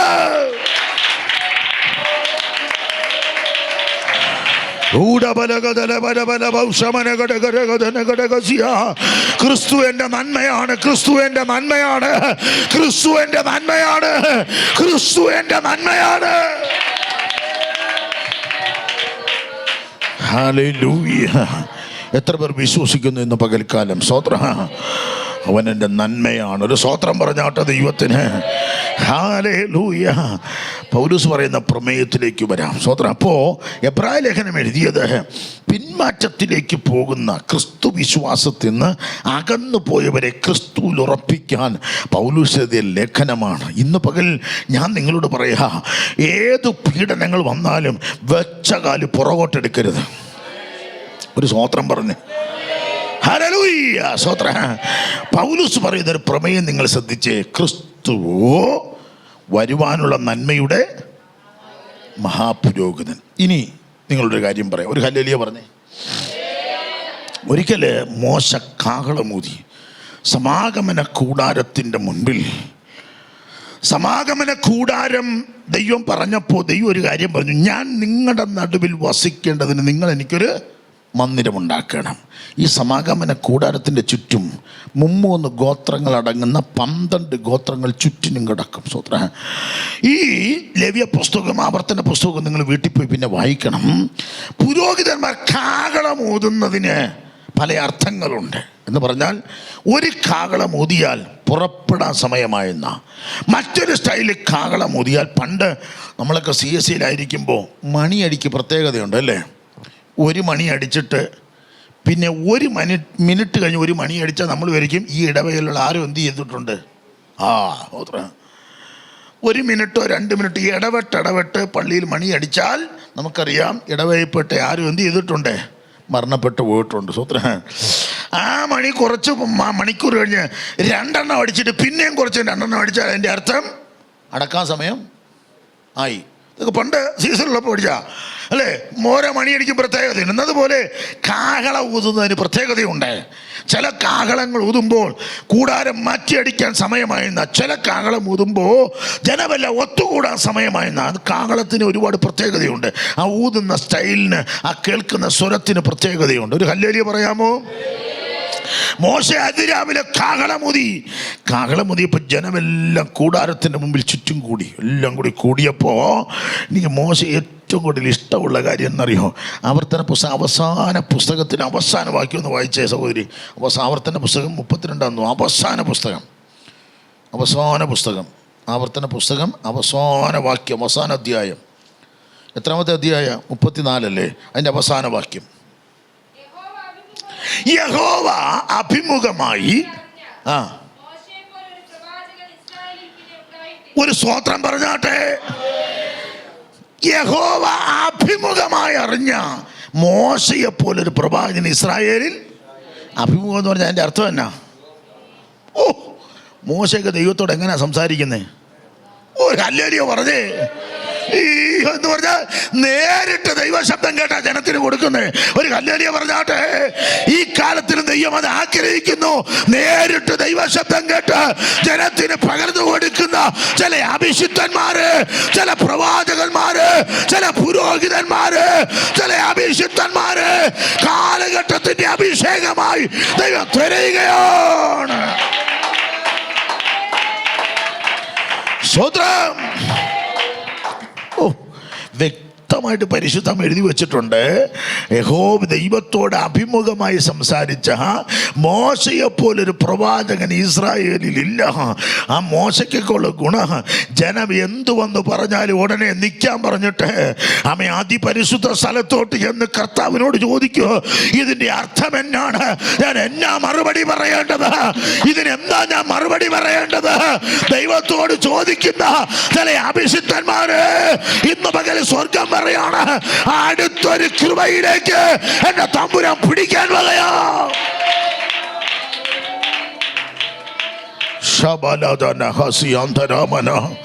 ദൈവത്തോട് അഭിമുഖമായി സംസാരിച്ച മോശയെ പോലൊരു പ്രവാചകൻ. ഹല്ലേലൂയ. അങ്ങനെയെങ്കിൽ കാഹളം ഊതി ജനം കൂടിയപ്പോൾ മോശ പറയാ, ഇന്നലെ ദൈവം എന്നോട് സംസാരിച്ചു. എന്താ സംസാരിച്ചത്? സ്വത്ര ദൈവം എന്നോട് സംസാരിച്ചിട്ട് പറഞ്ഞു, ഈ 12 ഗോത്രങ്ങളിൽ നിന്ന് 12 ഗോത്രങ്ങൾ, യാക്കോബിൻ്റെ 12 മക്കൾ അല്ലേ? ഒരു മോൻ്റെ പേര് പറയാവോ? ഒരു ചുമ്മേരി സഹോദരി, ഒരു മോൻ്റെ പേര് യഹൂദ. അടുത്തൊരു മോൻ്റെ പേരോ? മോനും ഇല്ല, പേരും ഇല്ല. സ്വത്ര എവിടോ? സ്വത്ര അല്ലേ? ഈ 12 മക്കളാ. Reuben, Simeon, Levi, Judah, Naphtali, Gad, Asher, Dan, Benjamin, Joseph എന്ന് പറഞ്ഞ് സ്വത്രം 12 മക്കളാണ് അല്ലേ? സ്വത്രം നഫ്താലി, ആശീർ അല്ലേ?